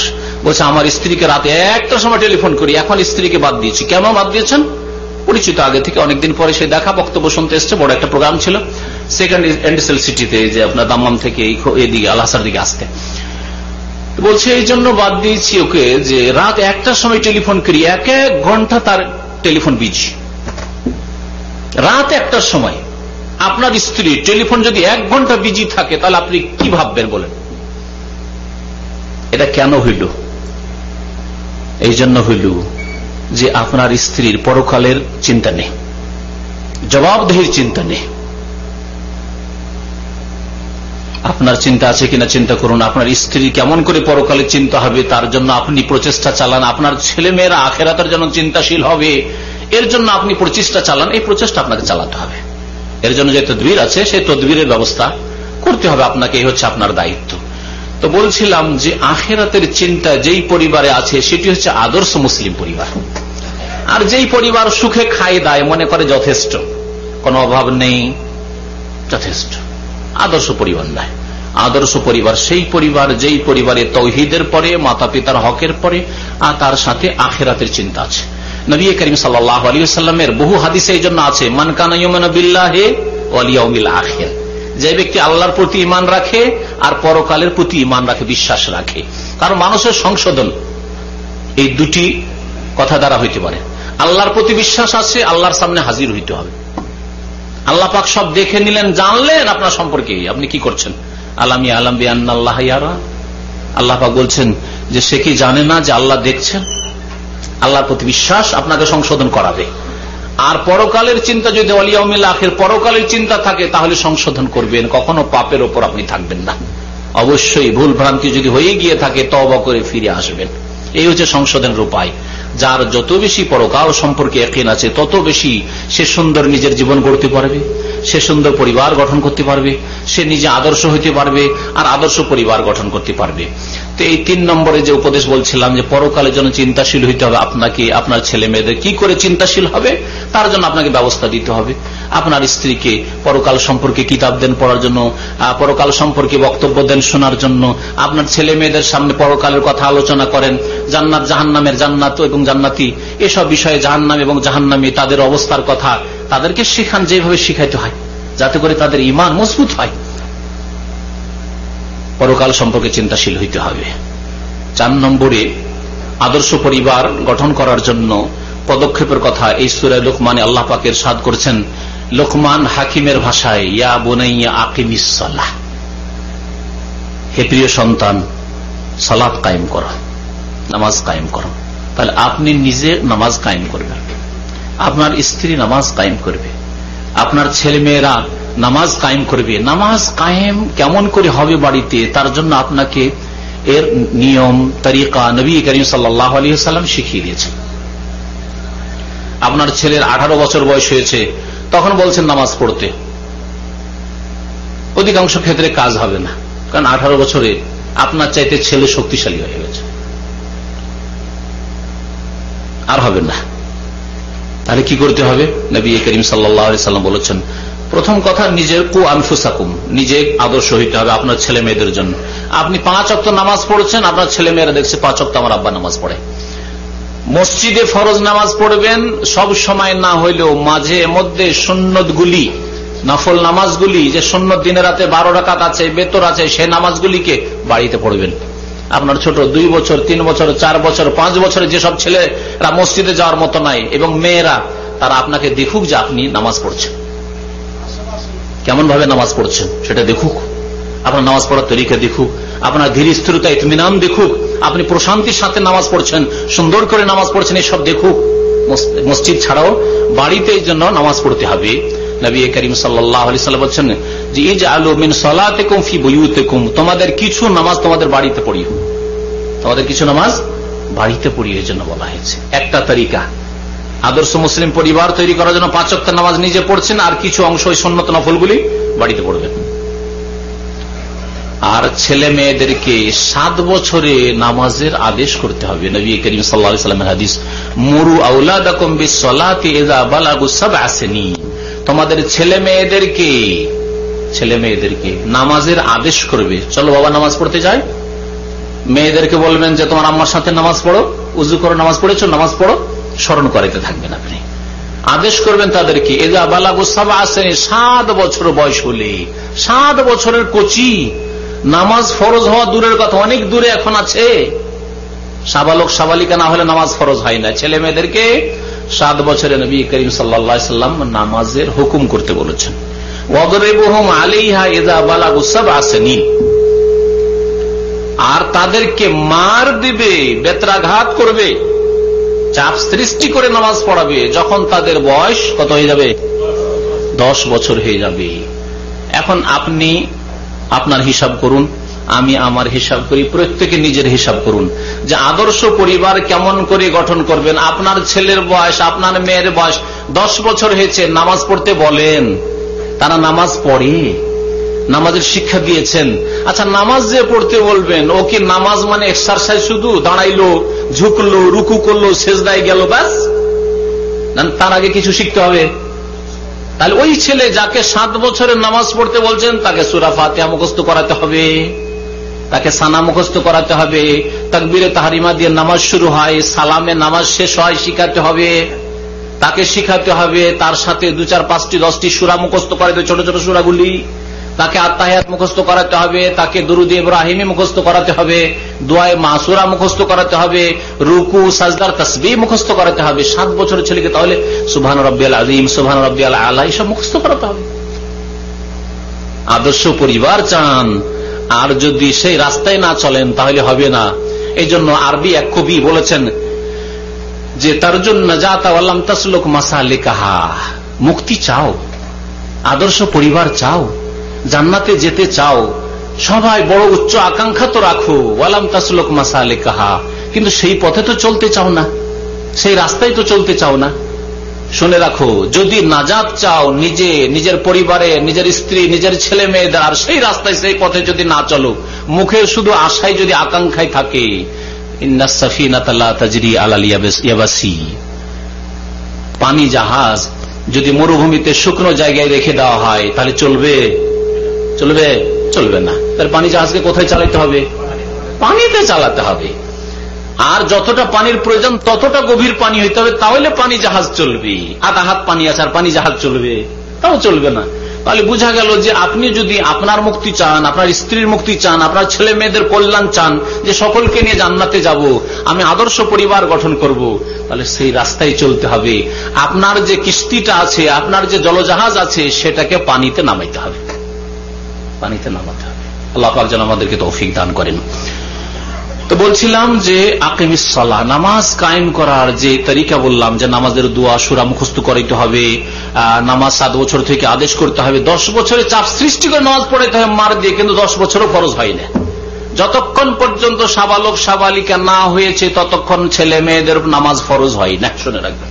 তারপরেও পড়াইতে হবে 10 বছর থেকে। সাধারণত 14-15 বছর না হইলে ফরজ হয় না ছেলেদের, 12 বছর না হইলে মেয়েদের ফরজ হয় না। 10 বছরে চাপ সৃষ্টি করে নামাজ পড়ে। কেন? আদর্শ পরিবার গঠন করতে হবে। এই মেয়ে যখন 14 বছর 15 বছর বয়স হয়ে যাবে তো মায়ের কথা নাও শুনতে পারে, বাবার কথা নাও শুনতে পারে। বিয়ে দিয়ে দিলেন আর ছেলে জামাই ভালো পাওয়া গেল, সেখানে গিয়ে বেনামাজি হয়ে যেতে পারে। সুতরাং আগে থেকে তার এমন প্রশিক্ষণ দিয়ে দেন, তরবিয়ত দিয়ে দেন যে আর যেন বেনামাজি না হয়। আকিমিস সালাহ, এই হয়ে গেল 4 নম্বরের উপদেশ আদর্শ পরিবার গঠনের জন্য। তাই নামাজ যেমন ভাবে কায়েম করতে হয়, নামাজ রাসূলুল্লাহ সাল্লাল্লাহু আলাইহি ওয়াসাল্লাম তরিকা নামাজ পড়তে হবে। ওই গতানুগতিক নামাজ, বিদাতি নামাজ পড়বেন না। নিয়ত পড়ে নামাইতো দিয়ে নামাজ, যায় নামাজের দোয়া দিয়ে নামাজ, মোনাজাত দিয়ে নামাজ, ওইসব নামাজ নয়। রাসূলুল্লাহ সাল্লাল্লাহু আলাইহি ওয়াসাল্লামের সহি নামাজ শিখাতে হবে আপনার ছেলে মেয়েদেরকে, আপনার স্ত্রীকে। নারীদের নামাজ আলাদা আর পুরুষের নামাজ আলাদা। আপনার স্ত্রী নামাজ পড়ে, সুন্নত বিরোধী নামাজ পড়ে, ওই রকম নামাজ কায়েম করলে হবে না। নামাজ পড়তে হবে ওইভাবে যেভাবে নবী করিম সাল্লাল্লাহু আলাইহি ওয়াসাল্লাম নামাজ পড়ে, সাল্লু কামা রাআইতুমুনি ওয়াসাল্লি, তোমরা নামাজ আদায় করো, সালাত আদায় করো যেইভাবে আমাকে সালাত আদায় করতে দেখলে। নবী করিম সাল্লাল্লাহু আলাইহি ওয়াসাল্লাম এই সম্বোধন যেমন পুরুষদেরকে করেছেন তেমনি নারীদেরকে করেছেন। পুরুষরাও যেমন রাসূলুল্লাহ সাল্লাল্লাহু আলাইহি ওয়াসাল্লামকে ফলো করবে, তেমন নারীরাও রাসূলুল্লাহ সাল্লাল্লাহু আলাইহি ওয়াসাল্লামকে ফলো করবে, নবী সাল্লাল্লাহু আলাইহি ওয়াসাল্লামের মতো নামাজ পড়বে। আমাদের দেশে কিন্তু মহিলাদের নামাজই আলাদা, হাত বিছিয়ে নামাজ পড়বে, অথচ নবী সাল্লাল্লাহু আলাইহি ওয়াসাল্লাম কুকুরের মতো বসবে না। ওয়ালা ইফতারিশু আহাদুকুম ইফতিরাশাল কালবে, তোমাদের মধ্যে কেউ যেন কুকুরের মতো করে হাত বিছিয়ে নামাজ না পড়ে। আর মহিলারা আমাদের দেশে হাত বিছিয়ে জড়সড় হয়ে নামাজ পড়বে, শরীয়তের খেলাফ, হাদিসের খেলাফ নামাজ পড়বে। কখনো আদর্শ পরিবার গঠন করতে পারবে যতক্ষণ পর্যন্ত রাসূলুল্লাহ সাল্লাল্লাহু আলাইহি ওয়াসাল্লামকে উসওয়ায়ে হাসানা, উত্তম আদর্শ হিসাবে গ্রহণ না করবেন। আপনি, আপনার স্ত্রী, আপনার ছেলে মেয়েরা, আল্লাহ পাক যেন আমাদের সকলকে তৌফিক দান করেন এবং তার জন্য মেহনত করার তৌফিক দান করেন। তার জন্য আরেকটি কথা আপনাদেরকে অনুরোধ করে বলবো, আল্লাহ পাকের কাছে দোয়া করেন যে আল্লাহ আমাদেরকে সঠিক পথ দেখাও, সহি নামাজ দান করু, সহি রাস্তা আমাদেরকে দান করু, নবী করিম সাল্লাল্লাহু আলাইহি ওয়াসাল্লামের তরিকায় চলার আমাদেরকে তৌফিক দান। আল্লাহর কাছে দোয়া করেন, আল্লাহ পাক দেবেন। আল্লাহর কাছে অভাব নেই, কিন্তু আপনার দোয়াও নেই ভালো আর মেহনতও নেই ভালো। আল্লাহর কাছে দোয়াও চাইছেন না যে আল্লাহ সহি পথ দেখাও, আর আপনি কোরআন এবং হাদিস থেকে যাচাই করে সহি নামাজও নিতে চাইছেন না, ওই বাপদাদার তরিকেই থাকবেন, তাহলে আল্লাহ পাক কখনো সংশোধন করাবেন না। ইয়া বুনাইয়া আকিমিস সালাহ। তারপরে 5 নম্বর উপদেশ আল্লাহ পাক বলছেন, সেটা হচ্ছে যে নিজে সংশোধন করার পরে অন্যকে এই হকের দিকে, সত্যের দিকে আহ্বান করা, যার নাম হচ্ছে ইসলামী দাওয়াত দিতে হবে। যার নাম হচ্ছে ভালো কাজের উপদেশ, অন্যায় কাজে বাধা দেওয়া, অন্যায় কাজের প্রতিবাদ জানানো। যার নাম হচ্ছে আল্লাহর দিনকে পৌঁছে দেওয়ার জন্য, আল্লাহর দিনের তাবলীগের জন্য, আল্লাহর দিনের প্রচার প্রসারের জন্য প্রচেষ্টা চালানো। আল্লাহ পাক বলছেন যে ওয়ামুর বিল মারুফি ওয়ানহা আনিল মুনকার ওয়াসবির আলা মা আসাবাক। আপনার আদর্শ পরিবার গঠনের ক্ষেত্রে ভালো কাজের আদেশ দেবেন, অন্যায় কাজে বাধা দেবেন, আর কি করবেন? এই পথে আপনার কিছু কষ্ট হবে, সেই কষ্ট আপনাকে বরদাস্ত করতে হবে। 1-2টি উদাহরণ দিয়ে বলছে যে আদর্শ পরিবার গঠনের ক্ষেত্রে ভালো কাজের আদেশ দিতে হবে। আপনার ছেলে মেয়েরা সত্য কথা বলে কিনা না মিথ্যা কথা বলে, আপনাকে খোঁজ খবর রাখতে হবে। এমন নয় যে আপনার ছেলে মেয়েরা মিথ্যা কথা বলে। আপনার ছেলে কয়েক ঘন্টা দিনের স্কুল শেষ হয়ে যায়, মাদ্রাসা শেষে তারপরে কোথায় কাটিয়ে আসে, আর আপনাকে জিজ্ঞেস করেন, হয়তো মাঝে মধ্যে কখনো জিজ্ঞাসা করেন, প্রথম কথা জিজ্ঞাসাই করেন না। নানান তাদেরও স্বাধীনতা আছে, দিলেন ছেড়ে ফুল, এমন নয়। আজকাল 12 বছর, 13 বছর, 14 বছর, 15 বছর, 16 বছরের মেয়ের হাতে মোবাইল দিয়ে দিয়েছে। আউযুবিল্লাহ, মোবাইল দিয়ে দিয়েছেন। কত আস্থা আপনার মেয়ের উপর, আর ফুল স্বাধীনতায় ছেড়ে দিলেন না, এরকম ছাড়বেন না। তার মানে এই না যে আপনি মেয়ের উপর সন্দেহ করেন, ছেলের উপর সন্দেহ করেন, কিন্তু উদ্দেশ্য হচ্ছে সৎ। আপনাকে এদেরকে ভালো করে গঠন করতে হবে, গড়ে তুলতে হবে। এটা হচ্ছে সময়, বাঁকা হয়ে গেলে আর সোজা করা যাবে না। সুতরাং আজকাল যে মেয়েদের হাতে মোবাইল, ছেলেদের হাতে মোবাইল, 12 বছর, 13 বছর, 14 বছর, প্রত্যেকে আলাদা আলাদা মোবাইল, আর তারা দীর্ঘ সময় কথা বলে, কোথায় সময় কাটায় খোঁজ রাখেন না। প্রতিবেশীর বাড়িতে গিয়ে 2-4 ঘন্টা থেকে আসে, কার সাথে থাকে, কার সাথে কথা বলে, কোথায় কি করে, কোনো খোঁজ রাখেন না। আপনি এই ক্ষেত্রে দায়িত্ব পালন করলে না কখনো আদর্শ পরিবার গঠন করতে পারবেন না। ওয়ামুর বিল মারুফ, ভালো কাজের আদেশ দেবেন, আপনি ভালো কাজের আদেশ দেবেন। ওয়ানহা আনিল মুনকার, অন্যায় কাজে বাধা দেবেন। মিথ্যা কথা বলছে, ছেলেমেয়েরা ঝগড়া করছে, লড়াই করছে, আপনি বাধা দেবেন। এখানে বল প্রয়োগ করার ক্ষমতা আছে, পাশের বাড়ির এক ছেলের লড়াই ঝগড়া করছে, আপনি মারতে পারবেন না, চাপ সৃষ্টি করতে পারবেন না, মুখে বলতে পারবেন, কিন্তু আপনার ছেলে মেয়েদেরকে আপনি ভয় দেখাতে পারবেন, আপনার ছেলে মেয়েদের চাপ সৃষ্টি করতে পারবেন। এইভাবে আদর্শ পরিবার গঠন করতে হবে, স্বাধীন ছেড়ে দিলে হবে না। নবী করিম সাল্লাল্লাহু আলাইহি সাল্লামের সিরাতে লেখা হয়েছে যে নবী সাল্লাল্লাহু আলাইহি ওয়াসাল্লাম যদি পরিবারের কোন সদস্যের পক্ষ থেকে কোন সময় একটি মিছা কথা শুনতেন, কোন সময় রহস্য করে হয়তো কেউ মিছা কথা বলেছে, মিথ্যা কথা রহস্যের ছলেও বলা যাবে না, কোন সময় একটা মিথ্যা কথা শুনে নিয়েছেন আর প্রমাণ হয়ে গেছে, শুনে নিয়েছেন নবী করিম সাল্লাল্লাহু আলাইহি ওয়াসাল্লাম যে এই কথাটি মিথ্যা বলেছে, অতক্ষণ পর্যন্ত অসন্তুষ্ট থাকতেন, অতক্ষণ পর্যন্ত নারাজ থাকতেন রাসূলুল্লাহ সাল্লাল্লাহু আলাইহি ওয়াসাল্লাম এবং কথা বন্ধ করে দিতেন। ঠিক আছে, তোমার সাথে কথাই বলবো না, হাত্তা ইউহদিসা তাওবা, যতক্ষণ পর্যন্ত সে তওবা করতো না যে আমি তওবা করছি আর মিথ্যা বলবো না, আমি তওবা করছি আর মিথ্যা কথা বলবো না। তাহলে ওয়ানহা আনিল মুনকার, অন্যায় কাজে বাধা দিতে হবে। আপনার ছেলে মেয়েরা মিথ্যা বলে, প্রমাণ হয়ে যায় আপনার কাছে, তারপরে আপনি কোনো পদক্ষেপ নেন না সংশোধনের জন্য। কোথায় ছিলে এতক্ষণ? এই তো এখানেই ছিলাম। আসলে পরে খবর পেলেন যে না, এই তো ভুল কাজে ছিল, অন্যায় কাজে ছিল, কোথাও ফিল্ম দেখছিল, কোথাও গান বাজনা শুনছিল, কোথাও অন্যায় কাজ করছিল, অথচ আপনি সেই ক্ষেত্রে কোনো পদক্ষেপ নিলেন না সংশোধনের। তাহলে আপনি আদর্শ পরিবার কখনো গঠন করতে পারবেন না। ওয়ানহা আনিল মুনকার, ভালো কাজের আদেশ দেওয়া এবং অন্যায় কাজে বাধা দেওয়া, ইতিবাচক এখানেও নেতিবাচক, পজিটিভ নেগেটিভ এই দুটোই থাকতে হবে। আর এক সেই লোক আছে আমাদের দেশে যারা বলে যে নেগেটিভ করতে হবে না, শুধু পজিটিভ, হ্যাঁ হ্যাঁ করো করো করো, না করিও না এটা বলতে হবে না। ওদের থিওরিতে আছে যে যদি এটা করিও না বলি তাহলে নাকি ঘৃণা ছড়াবে, এটা বিদাতি কথা, এটা কালেমা তৈয়বার খেলাফ কথা। আল্লাহ বলছেন লা ইলাহা, ইলাহ নেই আগে করতে হবে, নেগেটিভ আগে। নবী করিম সাল্লাল্লাহু আলাইহি ওয়াসাল্লাম আগে না করেছেন এই 360টি মূর্তি তোমাদের নেই, সরাতে হবে কাবার চারিদিক থেকে, ইল্লাল্লাহ, এবং এক আল্লাহর ইবাদত করতে হবে। তাহলে আগে তো নেগেটিভ, পরে পজিটিভ। আর এই বিদআতপন্থীদের লক্ষণ হচ্ছে তারা বলছে যে ইতিবাচক বলো, নেতিবাচক বলিও না, বলিও না যে এটা শিরিক, বলিও না যে এটা বিদআত, বলিও না যে এটা সুন্নতের খেলাফ, বলিও না যে এই তরিকায় চলবে না, ইতিবাচক হ্যাঁ বাচক বলো, এটা করো এটা করো এটা করেই বলো, শুধু ফজিলত বলো। এটা ভুল তরিকা, এটা ইসলাম প্রচারের ভ্রান্ত তরিকা, যার ফলে তাদের সংশোধন নেই। পজিটিভ আছে নেগেটিভ নেই, পজিটিভ আছে নেগেটিভ নেই, দুটোই থাকতে হবে, না হলে কখনো দিন কমপ্লিট হবে না। আল্লাহ পাক রব্বুল আলামিন তাহলে দাওয়াতের কাজ করতে বলেছেন, দাওয়াতের কাজ করতে গিয়ে কষ্ট স্বীকার করতে হবে। আপনার সাবালক ছেলেকে আপনি নামাজের কথা বলবেন আর কখনো একটা বড় কথা শুনবেন না, শুনতে হইতে পারে, বরদাস্ত করতে হবে।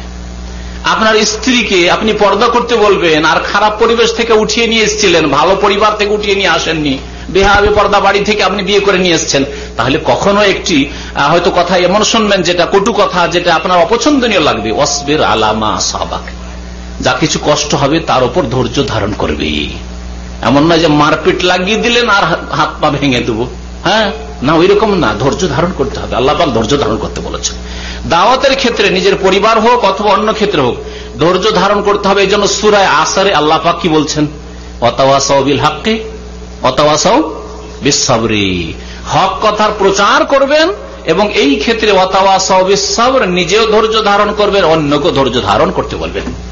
নবী করিম সাল্লাল্লাহু আলাইহি ওয়াসাল্লামের সামনে যখন আম্মার বিন ইয়াসির আর তার বাবা ইয়াসির, আম্মারের মা ইয়াসিরের স্ত্রী সুমাইয়া, এরা এসে বলতো ইয়া রাসূলুল্লাহ আর কত জুলুম বরদাস্ত করব, এই কাফেরদের জুলুম বরদাস্ত হয় না, সীমা ছড়িয়ে গেল, আর পারছি না, থাকতে পারছি না। তখন নবী করিম সাল্লাল্লাহু আলাইহি ওয়াসাল্লামের প্রসিদ্ধ বাণী রয়েছে এই ক্ষেত্রে, সাবরান আলী ইয়াসির ফাইন্না মাউইদাকুমুল জান্নাহ, হে ইয়াসিরের পরিবার সাবরান, ধৈর্য ধারণ করো, ধৈর্য ধারণ করো, তোমাদের সাথে ওয়াদা করছি জান্নাতের, জান্নাতে সাক্ষাৎ হবে তোমাদের সাথে। সুবহানাল্লাহ, ফাইন্না মাউইদাকুমুল জান্নাহ, তোমাদের সাথে ওয়াদা করছি জান্নাতের, প্রতিশ্রুতি দিচ্ছি জান্নাতের। তাহলে জান্নাত কি এমনি পাওয়া যাবে? ধৈর্য ধারণ করতে হবে। আচ্ছা, ধৈর্য ধারণের আরেকটি দিক আছে যে ছেলে মেয়েদের তরবিয়তের ক্ষেত্রে একবার দুইবার বলাই যথেষ্ট না। ছেলে বড় হইতে লেগেছে, মাঝে মধ্যে নামাজ পড়ে, মাঝে মধ্যে পড়ে না, নামাজে উঠান না কেন? আরে খুব উঠিয়ে দেখেছি, একে উঠাইলে উঠে না, আর কত উঠাবো, বিরক্ত হয়ে গেছি, ছেড়েই দিচ্ছি, না চলবে না। সবর, ধৈর্যের আরেকটি দিক হচ্ছে অটলতা, বারবার আপনি বলতে থাকবেন, বারবার আপনি মেহনত করতে থাকবেন, প্রতিদিন আপনি জাগাতে থাকবেন, প্রতিদিন আপনি স্মরণ করাতে থাকবেন। ওয়াতাওয়াসাউ বিস সবর। তো আল্লাহ পাক রব্বুল আলামিন এইভাবে আদর্শ পরিবার গঠনের কথা বলেছেন। আদর্শ পরিবার গঠনের ক্ষেত্রে 6 নম্বরে হচ্ছে যে চরিত্র গঠন করতে হবে। ইবাদতের দিক বললাম, ইমানের দিক বললাম, আল্লাহর প্রতি ইমান, আখিরাতের প্রতি ইমান, তারপরে আখলাকের একটা দিক বলা হয়েছে, মাতা পিতার সাথে সদ্ব্যবহারের দিক বলা হয়েছে। কিন্তু মাতা পিতা ছাড়াও যে কোনো মানুষের সাথে আপনার চলাফেরা হচ্ছে, লেনদেন হচ্ছে, তার সাথে আপনার আচার আচরণ ভালো হইতে হবে। আপনার আচার আচরণ ভালো হইতে হবে, আপনার স্ত্রীর আচার আচরণ ভালো হইতে হবে, আপনার ছেলে মেয়েদের আখলাক চরিত্র ভালো হইতে হবে। আপনি নামাজি, আপনার বাড়িতে শিরক নেই, বিদাত নেই, আপনার বাড়িতে মাশাআল্লাহ পর্দা আছে, কিন্তু আপনার স্ত্রী পাশের বাড়ির মহিলার সাথে ঝগড়া করে, আদর্শ পরিবার হবে? হবে? বলছেন না যে হবে? আদর্শ পরিবার হবে না। তাহলে বোঝা গেল যে আখলাক চরিত্রের দিকে যত্নবান হইতে হবে। আল্লাহ পাক রব্বুল আলামিন এই জন্য লোকমান হাকিমের ভাষায় তার উপদেশে বলেছেন যে ওয়ালা তুসাগির খাদ্দাকা লিন-নাস ওয়ালা তামশি ফিল আরদি মারাহা ইন্নাল্লাহা লা ইউহিব্বু কুল্লা মুখতালিন ফখুর। ওয়ালা তুসাগির খাদ্দাকা লিন-নাস, মানুষের সামনে চলাফেরার সময় তাদের থেকে তোমার মুখমণ্ডলটি ফিরিয়ে নেবে না, মানে অহংকার দেখাবে না। কথা বলার সময় মানুষ মুখ ফিরিয়ে নেই, সামনে দেখে কথা বলে না। কে? অহংকারী। অহংকারীর একটি লক্ষণ হচ্ছে যে আপনার সাথে নমনীয়তার সাথে আপনার দিকে দেখে কথা বলবে না। সালাম আলাইকুম বললেন আপনি, সালাম আলাইকুম, ওয়ালাইকুম সালাম, নিজের কাজে ব্যস্ত, নিশ্চয় অহংকারী, তার মধ্যে অহংকার আছে। আল্লাহ বলছেন ওয়ালা তুসাগির খাদ্দাকা লিন-নাস, মানুষের সামনে তোমার মুখমণ্ডলটি ফিরিয়ে কথা বলবে না। ওয়ালা তামশি ফিল আরদি মারাহা, আর অহংকারের আরেকটি লক্ষণ হচ্ছে, আর অহংকার হচ্ছে কুচরিত্র। আর নমনীয়তা, বিনয়ী হওয়া, তাওয়াজু, খাকসারি, এটা হচ্ছে উত্তম চরিত্র। সুতরাং আল্লাহ পাক রব্বুল নেগেটিভ বলে পজিটিভ অবলম্বন করতে বলেছেন যে এইরকম হবে না, এইরকম হবে। ওয়ালা তামশি ফিল আরদি মারাহা, অহংকারের আরেকটি লক্ষণ হচ্ছে যে রাস্তায় চলার সময় বুক ফুলিয়ে অহংকারের সাথে চলা। এমন ভাবে চলছেন আপনি, ডানে না বামে দেখা দেখি, কারোর সাথে দেখা দেখি না, ডানে বামে কে আছে, কাউকে সালাম দিতে হবে না, দেখছেন না কারো দিকে। পাশ দিয়ে একজন ভালো মানুষ চলে গেল, আপনি সালাম দিলেন না। কেউ দিদি দে সালাম, না হলে আমি সালাম দিচ্ছি না। আজকাল এক শ্রেণীর লোক আছে, পরেজগার, বাহ্যিক পরেজগার, দাঁড়িয়ে আছে, নামাজ পড়ে, আখলাক চরিত্র দিক দিয়ে এই দিকে আবার ত্রুটি। সালাম কাউকে দেবে না, সালাম নেবে কিন্তু নেওয়ালা নাই, দেবে না কাউকে সালাম। সালাম দিলে উত্তর দেবে কিন্তু সালাম দেবে না। আর অনেকে আছে সালাম দিলে উত্তরও দেবে না, আর অহংকার।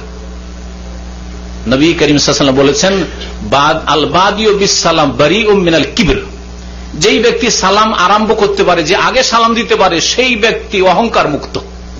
সেই ব্যক্তি অহংকার মুক্ত। আপনি আসসালামু আলাইকুম বলে দিলেন মানে আপনার মধ্যে অহংকার নেই। নবী সাল্লাল্লাহু আলাইহি ওয়াসাল্লামের আরেকটি হাদিস আছে ওয়া খায়রুহুমাল্লাযী ইয়াবদাউ বিস সালাম, দুইজনের সবচেয়ে উত্তম ব্যক্তি ওই ব্যক্তি যে আগে সালাম দিতে পারে। তাহলে আপনি উত্তম হতে চান না? আপনি 2 নম্বরে থাকতে চান না 1 নম্বরে? 1 নম্বর হইলে আগে সালাম দিবেন, ওয়ালাইকুম আসসালাম না, আপনি আমি আসসালামু আলাইকুম দেব। ওয়ালা তামশি ফিল আরদি মারাহা, রাস্তায় চলার সময় পথে যাতে করে আপনি অহংকারী হয়ে চলাফেরা না করেন। ইন্নাল্লাহা লা ইউহিব্বু কুল্লা মুখতালিন ফখুর, যে ব্যক্তি অহংকারী দাম্ভিক তাকে আল্লাহ পাক ভালোবাসেন না, আল্লাহ পাক ঘৃণা করেন। আর যাকে ঘৃণা করেন তাকে দুনিয়াতেও আল্লাহ পাক অপদস্থ করেন, আর আখিরাতেও আল্লাহ পাক জাহান্নামে দেবেন। এই জন্য অহংকার করা কবিরা গুনাহ। নেতৃত্বের অহংকারে ফেরাউনকে আল্লাহ ধ্বংস করেছেন। ধন সম্পদের দৌলতের অহংকারে কারণকে আল্লাহ পাক ধ্বংস করেছেন। আর এই রকমই যে কোনো যুগে কেউ যদি নেতা হওয়ার জন্য, ভালো পোস্টে থাকার জন্য, আমি ম্যানেজার, আমি সুপারভাইজার, আমি এই, সুতরাং অহংকার থাকে, তাহলে তার মধ্যে ফেরাউনের চরিত্র রয়েছে।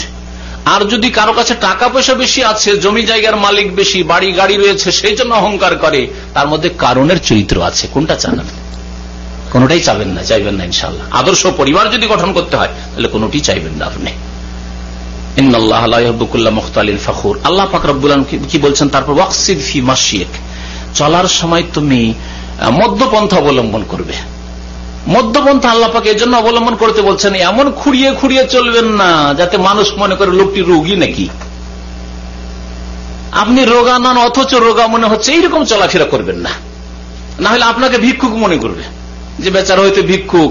অনেকে আছে টাকা পয়সা গরিবকে দিতে চায়, রাস্তায় অভাবী বা দুর্গত ব্যক্তিকে দিতে, আপনাকে দুর্গত মনে করে টাকা বের করে দিবে, ফকির মনে করে। তেমনটাও করবেন না। ওয়াকসিদ ফি মাশিয়াকা, চলার ক্ষেত্রে মধ্যপন্থা অবলম্বন করবেন, খুঁড়িয়ে খুঁড়িয়েও চলবেন না একবারে রোগীর মতো, আর অহংকার করেও চলবেন না। আল্লাহ পাক ভালো চরিত্র শিখাচ্ছেন, এখন পজিটিভ ইতিবাচক শিখাচ্ছেন। ওয়াগদুদ মিন সাউতিক, আওয়াজের ক্ষেত্রেও অহংকার বোঝা যায় যে কার আওয়াজে অহংকার পাওয়া যাচ্ছে আর কার আওয়াজে নমনীয়তা আছে।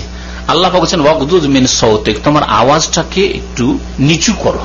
কথা যখন বলবে আওয়াজকে, দুইজন কথা বলছেন বা দুই তরফ থেকে কথা হচ্ছে, আপনি আপনার কথাকে তাদের উপর চাপিয়ে দিতে চাইছেন, এটা আপনার অহংকার। আপনি নিজের কথাও বলেন আর তাদের কথা শোনেন আর বিবেক বিবেচনা করেন যে কোনটা ঠিক, আমার যুক্তি ঠিক না এই ভাইদের যুক্তি ঠিক। হতে পারে আপনারটা ঠিক নয়, তাদেরটাই ঠিক, তাদেরটা ঠিক। সুতরাং আল্লাহ পাক রব্বুল বলেছেন ওয়াগদুদ মিন সাউতিক, আস্তে কথা বলা, জোরে কথা নয়।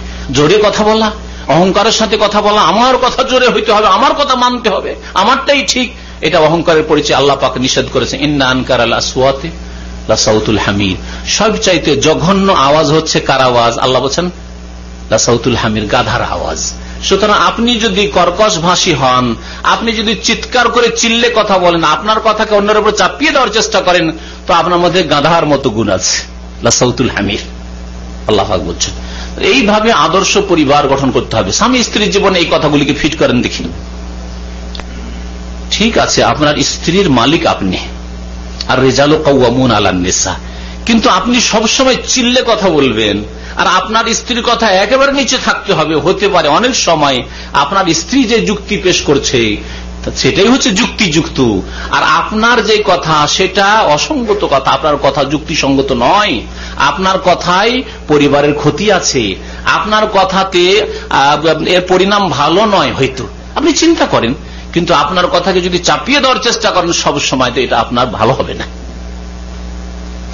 ওয়াগদুদ মিন সাউতিক, আস্তে কথা বলেন, তার কথাটাও শুনেন, আর শোনার পরে বিবেক বিবেচনা করেন, তাহলে আদর্শ পরিবার গঠন করতে পারবেন। অনেক সময় স্ত্রীর কাছে পরামর্শ নিতে হয়, যদিও আপনার সিদ্ধান্ত হবে। মনে রাখবেন, পারিবারিক জীবনে আদর্শ পরিবার যদি গঠন করতে হয় তাহলে সিদ্ধান্ত আপনার হবে, কারণ আপনি স্বামী, আপনি নেতা, কিন্তু পরামর্শ আপনার স্ত্রীর হবে। আপনার যদি সাবালক ছেলেরা থাকে, যে ছেলেরা পরামর্শ দিতে পারবে তাদেরও পরামর্শ নেওয়া যাবে। নবী করিম সাল্লাল্লাহু আলাইহি ওয়াসাল্লাম হুদাইবিয়ার সন্ধির সময় ছিলেন, আর সেখানে সাহাবায়ে কেরামদেরকে বললেন যে এখান থেকে আর এবছরে যাওয়া যাবে না, মক্কার লোকেরা কুরাইশরা আর যেতে দেবেন, আমাদেরকে এখানে কুরবানিগুলি জবাই করে দাও। কোন সাহাবী রাজি হলেন না, সকলকে বললেন কেউ রাজি হয় না, আমরা এখানে জবাই করবো না, আমরা মক্কা যাবো। আবেগে আছেন তারা। নবী করিম সাল্লাল্লাহু আলাইহি ওয়াসাল্লাম রাগ করে এসে উম্মে সালামা রাদিয়াল্লাহু তাআলা আনহার খেমাতে তাঁবুতে ঢুকলেন এবং যেন খুব পেরেশান অবস্থায়। উম্মে সালামা রাদিয়াল্লাহু তাআলা আনহা জিজ্ঞাসা করে, ইয়া রাসূলুল্লাহ, কি হয়েছে আপনার? খুব পেরেশান মনে হচ্ছে আপনাকে। আরে কি বলবো, সাহাবায়ে কেরাম 1400 সাহাবায়ে কেরাম নবী সাল্লাল্লাহু আলাইহি ওয়াসাল্লামের সাথে ছিলেন, এরাকে বললাম যে তোমরা এখানেই কুরবানি করো, এই বছর আর যাওয়া যাবে না, আমাদের সন্ধি হয়ে গেছে হুদাইবিয়ার, আগামী বছরে আমরা আসতে পারবো, এবারে আর মক্কার কুরাইশ কাফেররা আমাদেরকে মক্কায় ঢুকতে দেবে না। একজনও কুরবানি করলো না, আমার কথা শুনলো না, আমার কথা শুনলো না। দেখেন, নবী করিম সাল্লাল্লাহু আলাইহি ওয়াসাল্লামকে পরামর্শ দিচ্ছেন, অথচ রাসূলুল্লাহ সাল্লাল্লাহু আলাইহি ওয়াসাল্লাম আমার মতো আপনার মতো স্বামী নয়। রাসূলুল্লাহ সাল্লাল্লাহু আলাইহি ওয়াসাল্লাম জ্ঞানের দিক থেকে, বুদ্ধির দিক থেকে, সব দিক থেকে আল্লাহ পাকের ওহী তার কাছে আসে, সব দিক থেকে শ্রেষ্ঠ ব্যক্তি হওয়া সত্ত্বেও স্ত্রীর পরামর্শ নিচ্ছেন। হঠাৎ করে বলে উঠলেন উম্মে সালমা, যে এক কাজ করেন, আপনি নিজের কুরবানিটা নিজে জবাই করে দেন, কিচ্ছু বলেন না এদেরকে কিছু বলেন, আপনার কুরবানি আপনি চুপচাপ জবাই করে দেন। দেখেন তারপরে কি করে আপনার সাহাবীরা, গিয়ে নবী করিম সাল্লাল্লাহু আলাইহি ওয়াসাল্লাম নিজের কুরবানি হাদি নিজে জবাই করে ফেললেন। জবাই করার পরে সাহাবারা দেখলেন যে আর তো উপায় নেই, কারণ রাসূলুল্লাহ যখন জবাই করে দিয়েছেন তাহলে আর আমাদের আবেগ দিয়ে কাজ হবে না, আর আমাদের দাবি দেওয়া পূরণ হবে না, এটা আল্লাহ পাকের আদেশ, আর যাওয়া যাবে না। সকলে জবাই করতে শুরু করলেন, আর কেউ কিছু বললেন না। সুবহানাল্লাহ, চিন্তা করতে পেরেছেন? তাহলে আদর্শ পরিবার গঠনের জন্য স্ত্রীর অনেক সময় পরামর্শ নিতে হবে। হতে পারে আপনার ব্রেনে কথাটা ধরেনি, হঠাৎ করে আপনার স্ত্রীর ব্রেনে ধরেছে কথা, আর সেটা আপনার যখন পরামর্শে আসলো তখন চিন্তা করলেন না, এতেই তো ফায়দা আছে। অনেক সময় আপনার মায়ের হকের ক্ষেত্রে, আপনার বাবার ক্ষেত্রে, আপনার মা বাবার সাথে হয়তো আপনার সম্পর্ক কিছু দূরে হয়ে যাচ্ছে, খারাপ হয়ে যাচ্ছে, সেই ক্ষেত্রে আপনার স্ত্রী যদি নেক হয় তার পরামর্শ কাজ দিতে পারে। কিন্তু যখন দেখবেন যে না, আর আমার এই সম্পর্ককে আমার স্ত্রীর পরামর্শ খারাপ করে দিবেন না, তখন আপনার সিদ্ধান্ত আপনার থাকবে। আদর্শ পরিবার গঠনের ক্ষেত্রে এই 6টি কথা বললাম, যে 6টি কথা সূরা লুকমানে রয়েছে, এবং এই 6টি কথা আলহামদুলিল্লাহ আমাদের জন্য যথেষ্ট আদর্শ পরিবার গঠনের জন্য। আদর্শ পরিবার গঠনের জন্য আর 2টি কথার দিকে ইঙ্গিত করব, কারণ সময় যথেষ্ট হয়ে গেছে। আমি 1 ঘন্টা বলেছিলাম ভাইকে, 1 ঘন্টার বেশি হয়ে গেছে অনেক। শুধু ইঙ্গিত করছি, একটি কথা সূরা নূরে আছে, আর একটি কথা সূরা আহজাবে আছে। সূরা নূরে যে বিষয়টি আছে সেটা হচ্ছে আপনার বাড়িতে বাইরের পুরুষরা প্রবেশ করার ক্ষেত্রে যেন বাধা নিষেধ থাকে। ঢালাহারে আপনার বাড়িতে ঢুকছে মামাতো ভাই, খালাতো ভাই, আপনার ছোট ভাই সাবালক, আর আপনার দুলা ভাই, সবাই ঢুকছে, আপনার স্ত্রীর সাথে গল্প করছে, এইরকম বাড়ি যেন না হয়। আদর্শ পরিবার গঠন করতে হলে আদাবুল ইস্তিজান, লা তাদখুলু বুয়ুতান, আল্লাহ পাক বলেন গায়রা বুয়ুতিকুম হাত্তা তাস্তানিসু ওয়া তুসাল্লিমু আলা আহলিহা যালিকুম খায়রুল লাকুম। আল্লাহ পাক রব্বুল আলামিন যে অনুমতি নিতে হবে কোন বাড়িতে প্রবেশ করলে, এই যে আল্লাহ পাক নীতিমালার কথা কোরআনে কারীমে সূরা নূরে বিধান বিস্তারিত রয়েছে, ওই বিধানের উপর আমল করবেন, তাহলে আদর্শ পরিবার গঠন করতে পারবেন। আর কোন পুরুষ মানুষ আপনার বাড়িতে যদি ঢুকে যারা আপনার স্ত্রীর মাহরাম নয়, আপনার সাথে ঢুকবে, আপনি বাড়িতে নন, আর আপনার দুলাভাই এসে বসে আপনার স্ত্রীর সাথে গল্প করছে, আপনার ছোট ভাইয়েরা, আপনার স্ত্রীর দেবররা, সাবালক, তারা এসে গল্প করে ভাবির সাথে, এইরকম করলে আদর্শ পরিবার কখনো গঠন করা যাবে না। আপনার খালাতো ভাই, মামাতো ভাই, আপনার স্ত্রীর খালাতো ভাই, মামাতো ভাই, ফুফাতো ভাই সবাই আসে, আর বোন আর আপা গল্প করে, এই করলে কখনো আদর্শ পরিবার গঠন করা যাবে না। আপনি কোরআনে কারীমের বাস্তবায়ন না করলে কখনো আদর্শ পরিবার গঠন হবে না। আর আমাদের মধ্যে হাড়ে হাড়ে এই রোগগুলি মজুদ আছে। আপনি বিদেশে আর আপনার স্ত্রী বাড়িতে আছে, কোন সাবালক আপনার ছেলে নেই, আর আপনার বাড়িতে অপর পুরুষ কেন ঢুকে? কখনো না, কখনো এটা হবে না। নবী করিম সাল্লাল্লাহু আলাইহি ওয়াসাল্লাম বলছে লা তালিজু আলাল মুগিবাত, যেসব নারীদের স্বামীরা বাড়িতে নেই তাদের বাড়িতে তোমরা প্রবেশ করবে না, আপনিও প্রবেশ করবেন না, আর আপনার বাড়িতেও প্রবেশ করবে না। লা তালিজু আলাল মুগিবাত, যেসব নারীরা তাদের স্বামীদেরকে গায়েব করে রেখেছে, অর্থাৎ স্বামীরা বিদেশে আছে, বাড়ির বাইরে আছে, সফরে গেছে, আর বাড়িতে অপর পুরুষ ঢুকে গল্প করছে, কথা বলছে, ভাবি কেমন আছেন, ভালো আছেন, আর আসেন বসেন, আর আপনার স্ত্রীও তাদেরকে চা পানি করাচ্ছে, এইসব চলবে না। এসব করলে কখনো নামাজ রোজা করেও আদর্শ পরিবার গঠন করতে পারবেন না। আদর্শ পরিবার গঠনের ক্ষেত্রে 7 নম্বর এই কথাটি বললাম, যে বাইরে থেকে অপর পুরুষ যাতে করে আপনার বাড়িতে ঢুকে আপনার স্ত্রীর সাথে গল্প গুজব করবে, বসবে, নির্জনে কথা বলবে, এসব না থাকে। আপনি সাথে নিয়ে প্রবেশ করবেন, তখন আপনার স্ত্রী, আপনার মা, যাদের মাহরাম নাই ওই সব লোকেরা, তাদেরকে ঘরের ভিতরে যেতে বলবেন, আর তাদেরকে নিয়ে সাথে করে ঢুকবেন আর সাথে করে বেরিয়ে আসবেন। এমন নয় যে ছেড়ে দিলেন রুমের মধ্যে আর আপনি বাইরে চলে গেলেন, এমনটা যাতে না হয়। এই একটি পয়েন্ট মনে রাখবেন।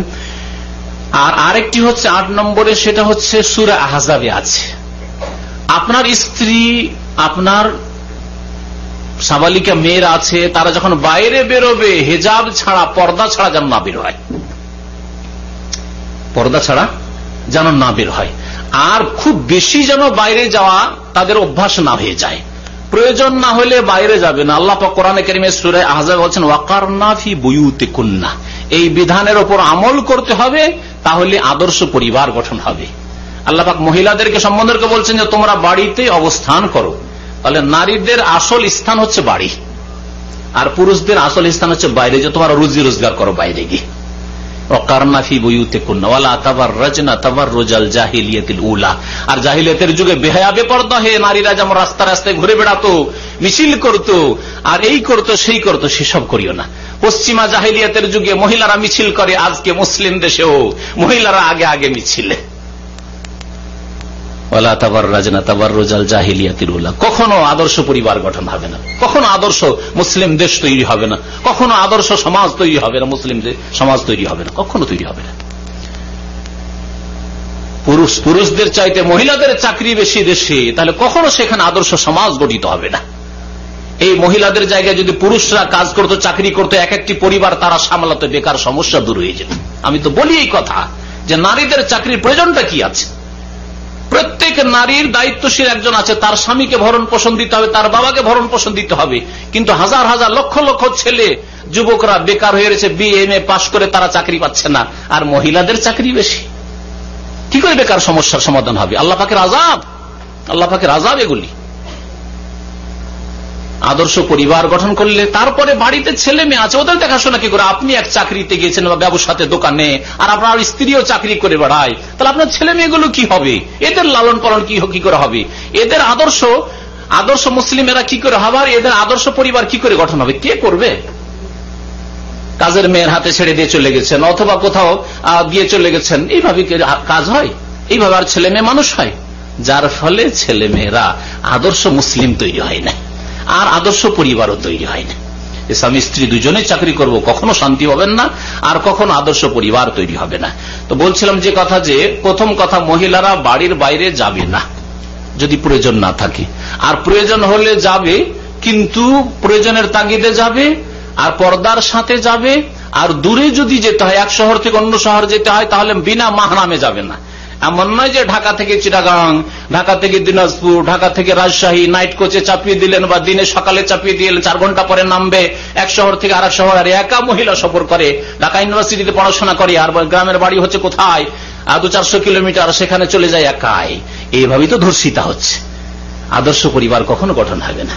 ঠিক আছে, কলেজ ইউনিভার্সিটিতে পড়াতে হবে, প্রথম কথা মহিলা কলেজে পড়াবেন মহিলাদেরকে, মেয়েদেরকে, আর তারপরে সেখান থেকে নিয়ে আসা যাওয়ার জন্য আপন ভাই অথবা বাবা আছে, এইভাবে যারা মাহরাম, আপন মামা ইত্যাদি যারা মাহরাম আছে, তারা সাথে করে নিয়ে আসবে, দিয়ে আসবে।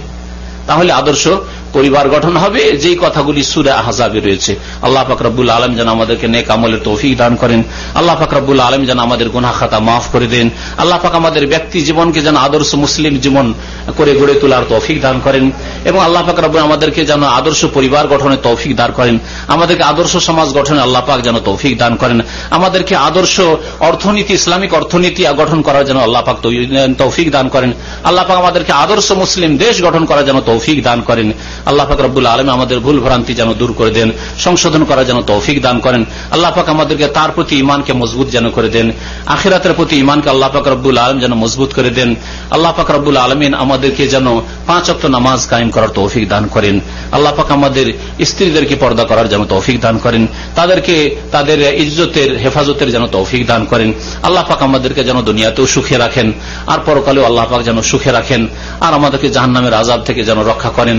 আল্লাহ পাক রব্বুল আলামিন আমাদেরকে যেন ভালো হওয়ার তৌফিক দান করেন, আমাদেরকে ভালো স্ত্রী যেন দান করেন, সৎ সন্তান যেন আমাদেরকে দান করেন। আল্লাহ পাক আমাদেরকে যেন দুনিয়া আখিরাতের সমস্ত বালা মুসিবত থেকে আল্লাহ পাক যেন রক্ষা করেন। আল্লাহ পাক রব্বুল আলামিন সমস্ত রকমের ফিতনা থেকে, দিনের ফিতনা থেকে, দুনিয়ার ফিতনা থেকে, ধন সম্পদের ফিতনা থেকে, নারীদের ফিতনা থেকে আল্লাহ পাক আমাদেরকে যেন রক্ষা করেন, হেফাজত করেন। আল্লাহ পাক আমাদেরকে যেন সৎকর্মশীল হওয়ার তৌফিক দান করেন। সুবহান রাব্বিকা রাব্বিল ইজ্জাতি আম্মা ইয়াসিফুন ওয়া সালামুন আলাল মুরসালিন ওয়ালহামদুলিল্লাহি।